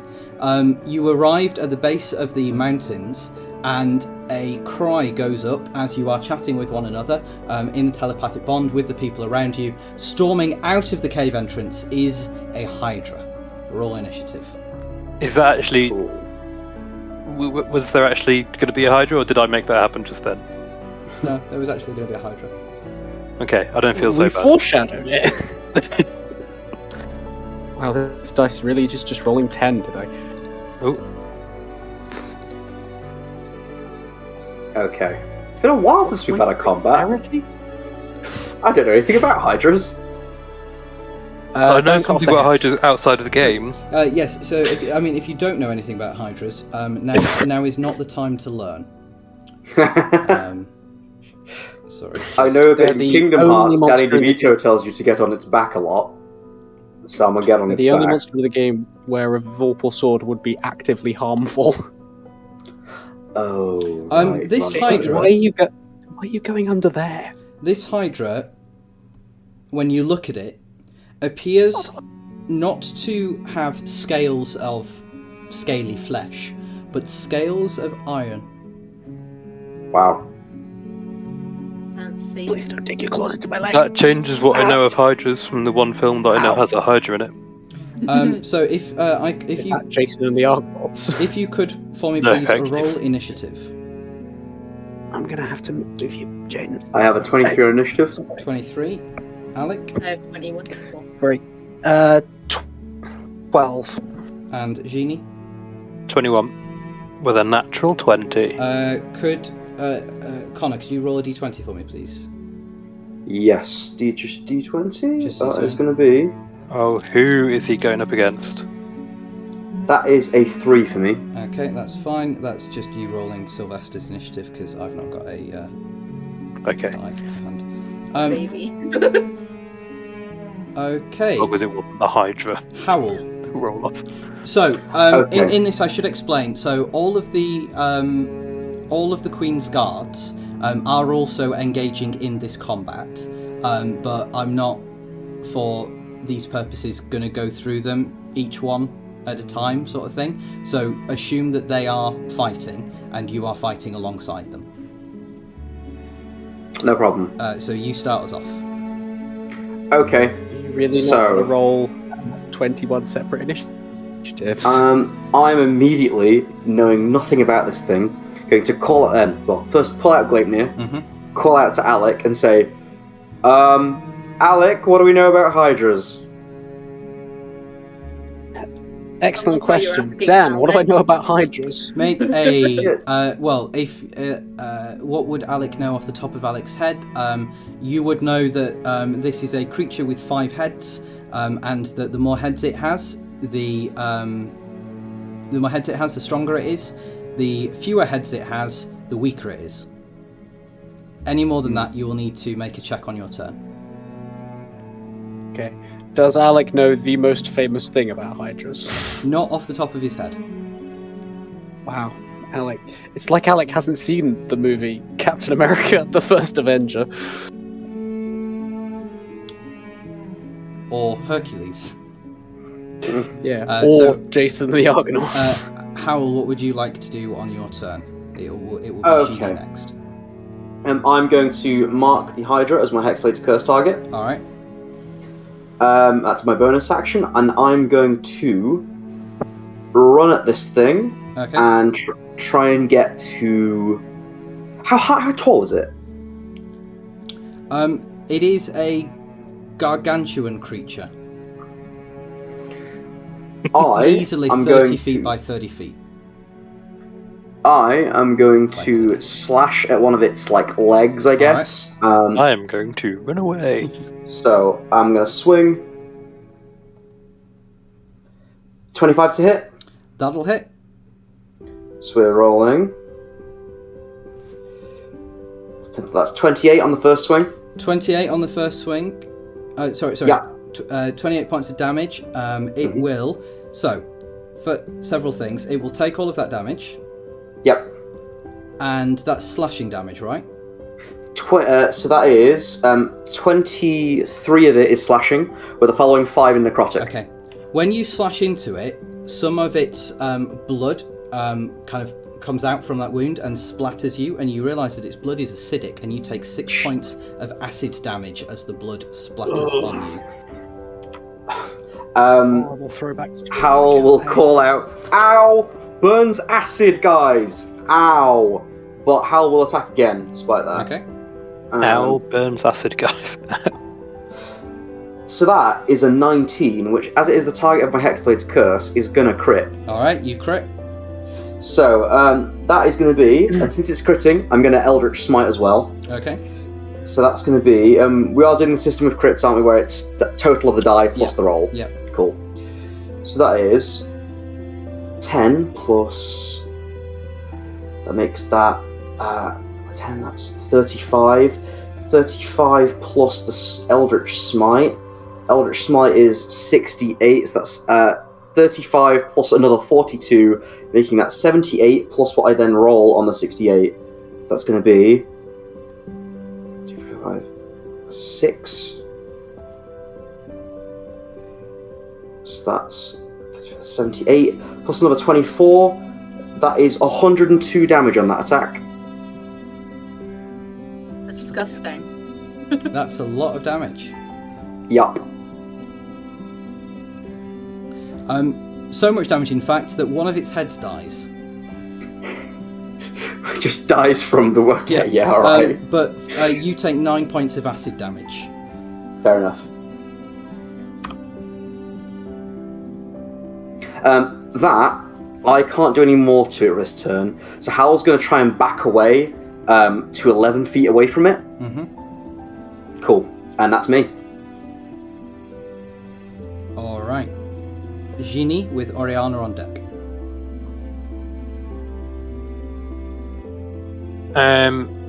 I'm going to cast 3rd level. So I just spent ages trying to look for a particular spell and can't find it, and I've just found it. It's not what I thought it was called, that was why.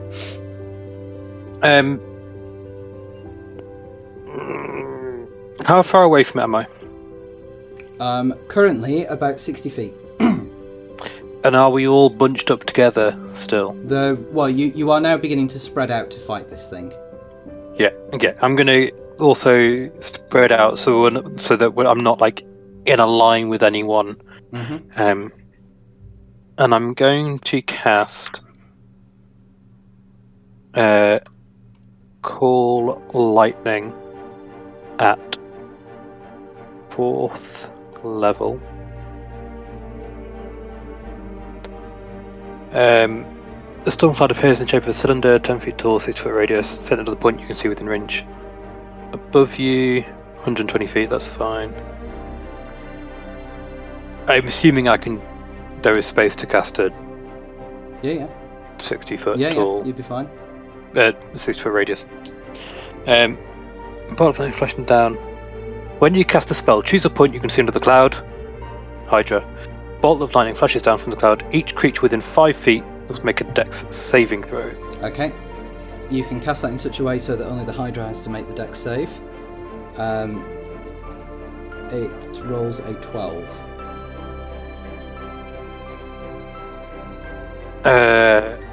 I think dex 15, so that fails. Okay. I'm doing it at 4th level, so it's 4d10. They are not all d10 that I've just picked up. They're d10. On each of your turns until spell ends.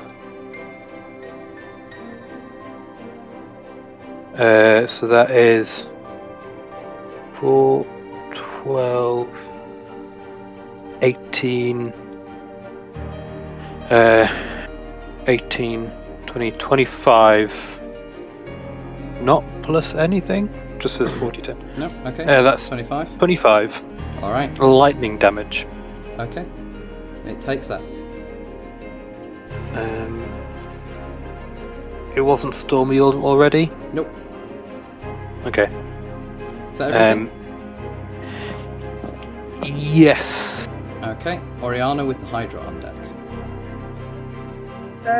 So with my ability from being the strategist or something like that, I have read the opposition. I know we changed the ruling slightly for it. What was the ruling? What is the current rule? Because currently it's, as a bonus action, make a DC 15 Wisdom Insight check. On a success, you learn 3 details of your choice about this creature. Once you use this feature, you can't use it again until you finish a long rest. As it stands currently, I don't even need to roll for that. Because I have the reliable talent. I can't remember, but in the interests of in the interests of rewarding you for the fact that you are 15th level, let's just go with it. What would you like to learn? Cool. I want to know how we can stop this one's heads from going back. Anything it's resistant to, or a damage type it's resistant to. And a damage type it's weak to. Okay. It is not weak to any damage types. It is not resistant to any damage types. And you can stop its heads coming back by dealing fire damage to it before the end of its turn. Cool. That was your bonus action. Oriana will yell, "Burn the bastard!" And will shoot with her oath bow. Okay. I have a question about fire damage. Before you roll, would you like to crit? Yes, please. Would you like to? I've got a natural 20 on important. All right, you use important. I'll Okay, use Oriana, that. you crit. Amazing. I have allies within 5 feet, right? Yes. Nice, even better. I'm gonna get my calculator, bear with. The greatest sentence you can hear after using important. On another lightning spell, it says it ignites anything that is flammable. It doesn't say it on the core lightning spell. Then it doesn't ignite anything that's flammable. So I can't use it to cauterize. No. Okay. Good to know. Thank you. Also, technically, the Hydra ability says it has to take fire damage, not just be hit by fire. Yeah. That's 105 points of damage, and I would like to hit it with a Wails from the Grave as well. Okay. Which is another...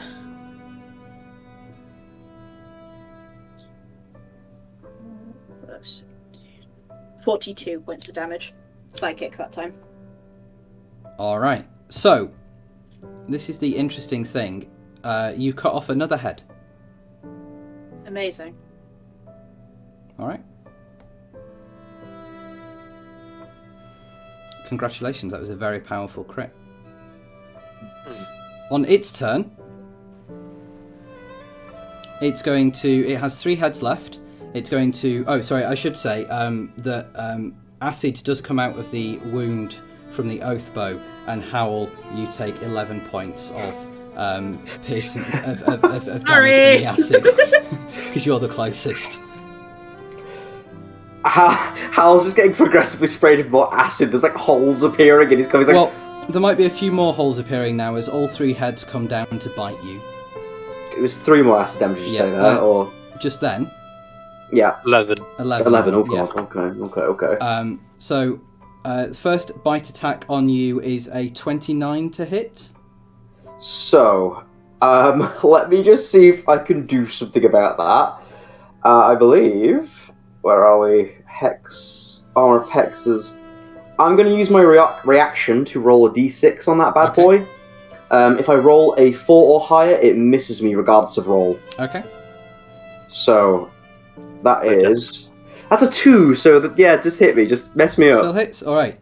You take 17 points of piercing damage from the first bite. The second bite is a 26 to hit. Yeah. That deals 16 points of piercing damage. Okay. The third is a 27 to hit. Oh, God, yeah? And that deals 19 points of piercing damage. Howl shrieks in agony. That's a lot of damage. Okay, and at the end of the Hydra's turn, it grows 4 heads. It's lost 2, and it grows really 2 for convenient. each one that it's lost. It's really inconvenient that I act after it. Alec. So what can I recall about the Hydra, Dan? So, you know that you need to deal the Hydra fire damage before the end of it, at some point between the end of one turn and the end of its next turn, to stop any heads that are lost from regrowing. For every head you cut off, it will grow another 2, and you can't kill it until all of the heads are dead, regardless of the amount of damage that you deal to it. But you know that you have to hit it sufficiently hard for one of the heads to be detached in any given turn. Sorry, I'm just going to write cut off 1 head, 2 more. Shall take its place. There we go. Knowing that it kill you. knowing that you don't have to deal the fire damage after the heads have been cut off, I am going to position a fireball in such a way that it will hit only the Hydra. Sure thing. And can the Hydra make a dexterity saving throw for me, please? It can. It rolls a 13. DC 22. Yeah, it rolled a 13. 22. Yeah, well, how Alec does have the robe of the Archmagi, which he shouldn't have, but time travel. Don't say that, it's fine. That's we a have lot it. of ones. It's not a very good damage roll. 24 points of Okay, damage. that is not enough to burn off a head, but the Hydra has now taken fire damage. Yeah. But it does currently have 7 heads. Anything else on your turn? No, because Okay. wizards don't get good bonus So actions. it's now Sylvester with Howl on deck. That's a good point. Didn't have Sylvester's character sheet up because I am not a DM who is ever prepared. Happens to the best of us. That's how it goes. You'll always I forget don't think something. any DMs review. No, but They just pretend they're prepared. yes, but I've been running on that tactic for 8 years, and it's going to catch up with me eventually. And it would probably be during a game that was streaming, because then my ineptitude will be on display for all the world to see. I don't think you have That's any fine. aptitude in this I'll just- regard, Dan. He's gonna. I'll just tell the story of the time that I made my boss's dump stat wisdom and didn't give it legendary resistances, and then the players cast Tasha's Hideous Laughter on it and killed it in 1 round. So Silshard is going to run up and is going to attack with his version of Gleipnir. Cool. Rolling a 2 on the die for a 13 to hit, which will miss. Silshard. That's his turn. Wait, Silshard doesn't get 2 attack rolls? What? No. He's... Silshard Oh no, got extra attack. He can attack. make 3 attacks. There we are. I was gonna say, he's Alright. a fighter! The second attack he rolled, he crit misses. Oh, come on.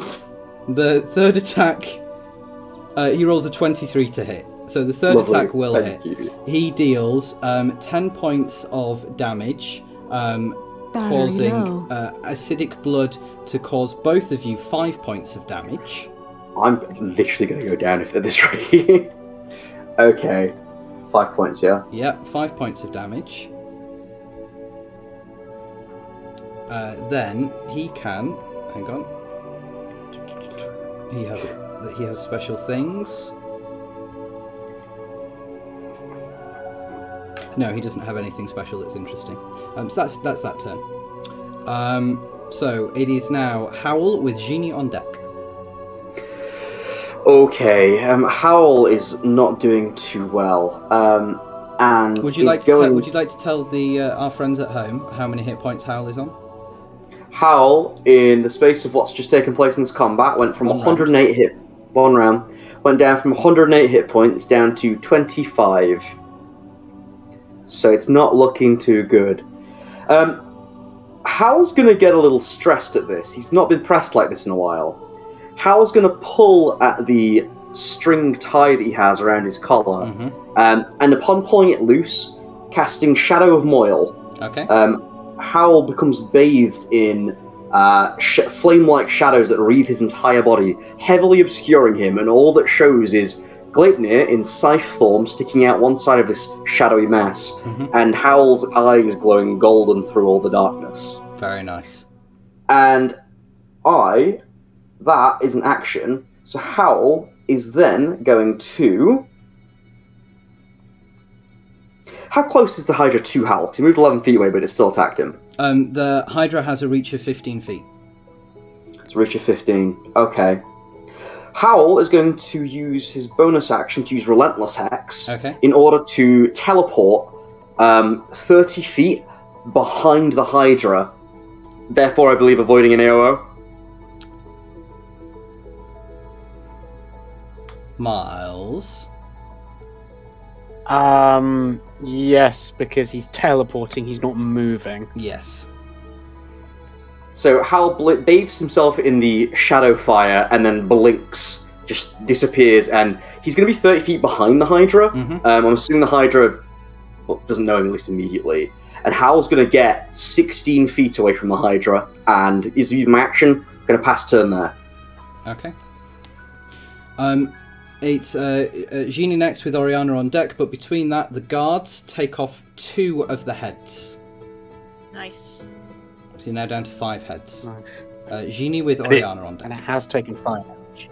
And it's me, then Oriana, then it. Yeah. And it regrows its heads on its turn. Unless it has taken fire damage since the end of its last turn, Alec dealt it fire damage immediately after its last turn, so it will not regrow any heads. But you need to deal 35 points of damage to knock off a head. If you don't, then nothing happens. Okay. How far away is Howl now? I'm 16 feet behind the Hydra. I don't know how wide the Hydra is. Okay. You might be out of reach of me. Especially the one that says touch. Yeah. I'm sure has I'll be anybody else fine. taken damage? Silshard took, I believe, 5 some points of acid damage. Yeah, so everyone else is fine. Okay. You've got healing potions on you, right? Because my healing spells can't reach you. He'll be fine. We have some. Yeah, we have some. Cool. In that case, then, I'm going to call lightning. Can you deal more than 35 points of damage with Cold Lightning? Not specifically. Well, in theory, yes. Okay, then carry on. Especially if I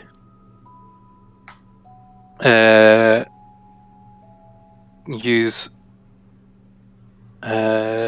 Destructive Wrath. Do it. Well, you need to roll a dex save, Okay. I think. 7. Yeah, so then I use Destructive Wrath, which deals maximum damage instead of rolling for lightning or thunder damage, which will be a 40. All right. Another one of its heads comes off. It now has 4 heads left, and it has been dealt fire damage, so no heads are regrown. I also want to do Quicken Spell and do it again. Oh, lovely. No? I'm going to do...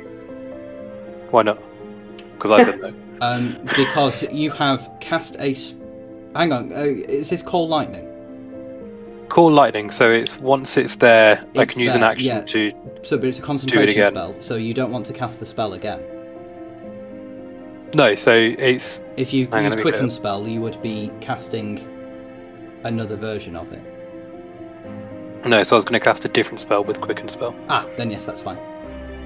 I'm going to cast... When you said do it again, I thought you meant strike with lightning again. No, that is, as an action I can do it again. You can use an action to call down lightning. Yeah. I'm going to cast a spiritual weapon. Okay. At let's go 4th level. I think. Does that give me a bonus to doing it at 4th level? Yeah. Okay, you have a 4th level spiritual weapon. You having it make oh no, you can't, 'cause you've used your bonus action. When I cast it, I can attack. Fun, then do that. When you cast a spell, you can make a melee spell attack against a creature within 5 feet of the weapon. Do it. It's got a 60-foot range, so... that is a 20... That will hit. 20... Whatever 18 plus 7 is. 25. And that's 2d8 plus 2. Okay. From this damage, Sylvester is going to take 5 points of acid damage. Sorry. Should still be okay. That is 12. 12 total. 12 total. Okay. Not enough to take off a head. It's not slashing damage though. It's a hammer. Oh, yours is a hammer, isn't it? It is. So, okay, so or a baguette. I forget what I went for. It's a baguette. We're going with that. So it's bludgeoning damage. You're fine. Okay, so Oriana with the Hydra on deck. How spiritual far weapon does away? force damage anyway.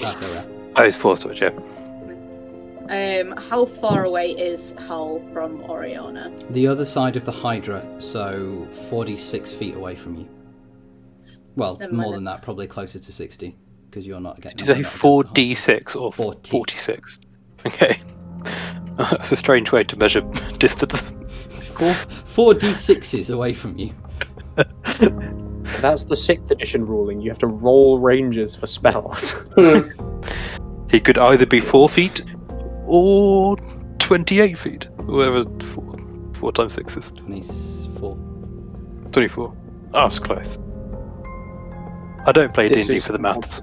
You've almost set me into a weird rant about old rulings in Warhammer Fantasy editions I didn't play in. Well, before we go let's down move on that from this rabbit hole, topic. Oriana, what do you do?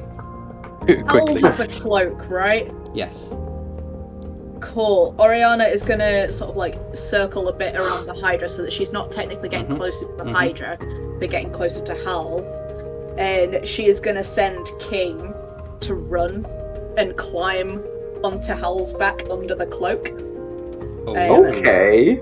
Whispering to King, just like we've practiced, buddy. Alright. And she's gonna get King to use displacement on Hull. I want to point out that because Hal's got Shadow of Moyle, King would be completely not visible to this Hydra at all, assuming it can't see through magic darkness. Alright. Oh, wait, yeah, he's invisible. Doesn't matter then.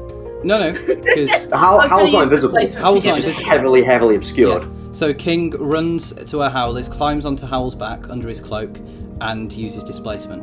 What does that do? Where am I going? I have a plan here. What are you doing to me? The displacement, it basically just projects a magical illusion Oh, near where nice. Howl is, and gives disadvantage to hits on Howl. I already have that. That's good. I like it still. Yeah. It's double protection. It's there just in case. All right. Yeah, that works. That was Oh, that's King's good. action. What's yours? Oriana's gonna shoot. All right, go to it. Go for it. You deal 35 or more damage from an attack. It's 15 to hit. It will not hit. Never Doesn't mind. pierce the armor. No crits you can give, Alec? No, my other rolls are. I mean, Okay. Well, in this instance, no other crits. this is now going to take 4 bites on Silshard. Rip Sill shot. A 21 to hit will hit Silshard, whose AC is... Oh, They no, will be no, it fine. won't. His AC is 21, so that will hit. The second will Do they have? miss. Do you have another fighter?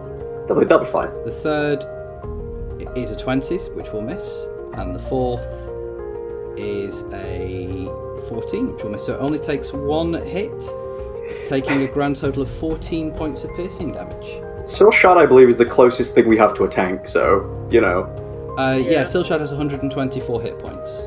Yeah. I mean, I've got a higher AC and only 23 less hit points. Okay, To the be fair, Hydra Al does not. actually has 122 hit points. So The Hydra does not regrow any heads. So we are now Alec with Sylvester on deck. Imagine having rolled Okay, 100 hit points. there's not really a lot of big damage numbers I can do here. So what I will do is Fire damage. this cannot deal. Well, it could deal enough damage to get off my head, but I'm going to firebolt it. Okay. I need a natural 20. I mean, fire good. Fire good. Yeah, it's even if it as long as it hits, then Yep. he says, does a 32 hit? Yes. It better do. Good heavens. That is almost twice its AC. If Dan said no, it doesn't hit. I would Holy be- sh! What do you get? I just rolled max damage, Oh, wow. which is still not enough to knock off a head. Okay. It's 30 damage. That's damage. Can you deal That's not 5 more points of damage on your turn? Oh god, I can. Then do Does so. it have Yeah, to be per turn? Yeah. Okay, what I will do is I will use my feat Metamagic Adept to spend 2 sorcery points to use Quicken Spell, and I will. You know what? Because I've already dealt fire damage to it, I will Quicken Spell Blight. Can it make a Constitution saving throw? It's probably It can. quite good at these. It is very good at these. It rolls a 14. DC 22. Okay. Where are my Not, D8s? not good enough, Dan. It would not have needed. good enough. It is very good at these and rolls Well, a it has mid-level it save. has a +6 to them, and it rolled an 8 on the die. Wow. I need one more D8. Where are they? I've got one you can roll. You have So D&D it takes Beyond. this much necrotic damage. We're never going It's the odds to. of We're you never going to rolling be sponsored by them at 10. this rate. If you're rolling physical dice. It's so much more fun. No, because I'll stop rolling physical dice when they start sponsoring us. I enjoy my lovely. Crit Roll is sponsored by D&D Beyond, and they all roll physical dice. Yeah, but they're crit roll. 26 They points can of do what they necrotic want. damage. Matt Mercer Alright. could kill somebody on stream, and they would still be sponsored by D&D Beyond. I I've firmly believe it. seen him. I've seen him tear a sheet in half. Let's not go down that particular rabbit hole. We That's a joke for legal reasons. okay. You take off 1 head. It has 3 heads left. Sylvester's turn with Howl on deck. Sylvester's first attack is a hit, dealing 16 points of damage. Second attack will miss. Third attack will hit, dealing another 16 points of damage, which is 32 points of damage. He will then also... The fighter, he can action surge. Action surge to go again. I don't know what you're talking about. Shadow playing Steel Sword's character for him. Dan has a lot of stuff to remember. but will miss on that attack. Action Surge lets you make 3 more attacks. Yeah, it's So all it of your does extra let you attacks make proc an again. Action okay. again. Okay, Yeah. one hit. Action Surge gives you an extra action. Okay, hits an additional 2 times, crossing the 35 damage threshold on those instances. However, taking 8d8 points of acid damage as a result of those rolls. That's it. Soul Shadow will be fine. That's nothing for them. 6, 7, 8. 8d8 points of acid damage works out at 27. Okay, that's probably that is a little bit maybe. However, the Hydra is now on 3 heads. I'm about to go absolutely crazy. Howl It's gonna get with- real. So it's Howl with Génie on deck. Okay, so Can Hal deal more than 105 damage in a single turn? let's see. So Well, Howl's no, going it to. only loses 1 head when you cross the 35 damage threshold. It has to have a HP number down. We're gonna hit 0 eventually, one way or another. It doesn't die until all of the heads have gone. So so I have homebrewed the Hydra so that it actually I makes sense. see. Fair enough. Yeah. Okay. Howl is going to. Because rules as written, you just hit the Hydra until it dies and it still has all its heads left. Yeah. I'm imagining if Howl went behind That the rules the Hydra, head, he's yeah. probably in the sort of cave mouth or whatever it was, Yeah, basically. Howl's going to come sprinting out of there, but again, it's more like a amorphous mass of shadow, like bounding out, with the scythe kind of like following behind on like a shadowy trail. Howl's going to come out and start spinning with Gleipnir, and because I am heavily obscured to this thing, correct me if I'm wrong, but I believe I roll all my attacks with advantage because it cannot see me properly. Correct. Cool. So I'm going to swing with Gleipnir with advantage. That's a crit.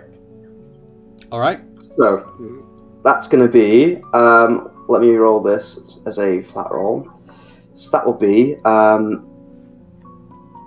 That's going to be 10 plus 10 plus 16. That's 26 plus another 10. That's going to be 36. We're going to Eldritch Smite on top of it again. Okay. It's down to 2 heads. So Eldritch Smite is going to be 42 until 26. That makes that. Hang on, I'm going to get a calculator out. 42. You know, it's a good session when 2 Plus people have had to get 26. calculators out. Plus the Eldritch Smite. I which is have a going to calculator, be but I'm yet to use it for anything. 1, 2, 3, 4, 5, and 6. So that's 68 plus another 25. So the first attack deals a total of 93 damage. All right. Howl is going to whip around, spinning Gleipnir again, doing the same thing again, also advantage. Only takes 1 head off though. Isn't that a shame? That's critting again. Wow. So that's going to be With a second crit, I will let you take off another head. lovely. That's very generous of you, Dad. Thank you. That's 10. That's going to be 10 plus 14 plus another 10. That's 34. 34. I don't believe I have any more juice to Eldritch Smite with, unfortunately. You rolled exactly the same thing. So that's going to be 34 damage on that attack. Okay. Hal's going to attack again, but this time with the other end of Gleipnir. All right. Once again with advantage. Crit again. Come on, I want to believe. No crit. 22 to hit. We'll still hit. Cool. This is only going to be a d4 because it's with the other end. So that's going to be 1d4. Oh shit, I need to add plus the 10. That's 13 damage on that one. Okay. Cool. Howl is then going to try and step 6. Yeah, Howl's going to step to be 16 feet away from the Hydra again. Okay. Cool. So that's are me. you voluntarily leaving the Hydra's range? I am indeed. All right. You're going to take 1 attack of opportunity Cool. from its It one has remaining disadvantage given that I have Shadow of Moil up. head. All right. And sure King. thing. Oh, and King as well. So there's 2 different reasons for disadvantage. Yeah. Could it get double disadvantage? No. I wish. I really wish. That'd be really cool. I love that King's just come along for the ride now with Hal, like, spinning like a Beyblade. I hope Oh, that crits you. It crits me. Yeah. I'm Can gonna I use... shorten it to a 4? Oh, sorry, it has disadvantage. Oh, So it rolls. never mind. It has disadvantage. So the first roll is a 20. The second roll is a 27. So, unless Alec interrupts me, I'm going to use my Armor of Hexes again. Okay. So I'm going to roll a d6. If it's 4 or above, I don't get hit. Okay. That's a 4. It misses me anyway. All right. Cool. It's at this point then that the adventurers take off the final head, and the Hydra is killed. So you are now out of initiative. Combat is over, as is our session today. Cool. So you've defeated a Hydra, and next week, not next week, next fortnight, next game, 2 weeks' time, you can step into the cave and enter the Lost Library and uncover whatever secrets lie beneath. Thank you very much for playing. It's a delight as always. Thank you very much for running. Thank you for making me panic when I said a Hydra and one actually appeared. Yeah. Yeah. It's one of those things. If you say things enough, you can will them into existence. We've manifested the Hydra. So every 100,000 grand of gold. 100,000 grand of gold. So every time you mention Radolf Fieldmaster is killed by falling rubble. Okay, not those things. You can only manifest things that are fun for me into existence. Yeah. Ranulf Ilvester has to solo the avatar of Tiamat. We'll just throw rocks through his window later. Please tell me Ranulf Ilvester, like, as written, has no combat stats. He is just a CR-18 noble. Ranulf Ilvester does not exist as written. He is an NPC of my own creation, which means that he has a stat block. Oh. Is his stat block the one? Given Dan's track record for what I believe to be this type of NPC, I'm willing to, right here on stream, put money on this man being a spellcaster, because Dan's villains are always spellcasters. Because it's not worth being alive if you're not a spellcaster. Spoken by someone who's never looked at a wizard character sheet filtered by the bonus actions on D&D Beyond. Anyone who's played a wizard on D&D Beyond will know that there is one option there, usually. Do you know what that option is on Alec's character sheet for bonus actions? Do you know the only bonus action Alec has? Fireball. No, it's the 2-weapon fighting option that is a generic rule of the game that cannot be removed from your character sheet. Amazing. Incredible. Well, Alec just does nothing with his bonus action every turn. A third of his turn spent doing nothing. Well, hopefully we'll be able to do more things in the future. I'm trying to find a segue, but I can't find one. The other thing was like doing nothing. I hope you all go to sleep and have a good night. So you can spend a third of your time learning about D&D. Yeah. To be fair, spending a third of your time doing nothing is a pretty good metric for how much sleep you should be getting. Well, there's how much sleep we should be getting and how much sleep we will be getting. So if we finish this any later, we will be eating into that time. So those of you who are going to be going to sleep soon, I hope you have a good night. For those of you who will be awake this night, whether you are working or you are awake for whatever reason, I hope that you are able to find some rest in the near future. We will say our goodbyes. Thank you very much for watching. Please follow us on this Twitch channel. We're now at 48, nearly at 50, our target of followers on this Twitch channel. So if you're not following us, please do. Follow us on YouTube and Twitter. I'm just watching Alistair, who's evidently been in plenty of Panto and knows how to keep giving bows and bows. Follow us on our social media, all of the information for which in the panels beneath and in for the description of this video if you're watching it back on YouTube at a later date. Thank you very much. Good night, friends. We will see you all 2 weeks today for the 7th episode of Génie's Lamp Dungeons and Dragons. Goodbye. Bye. Bye.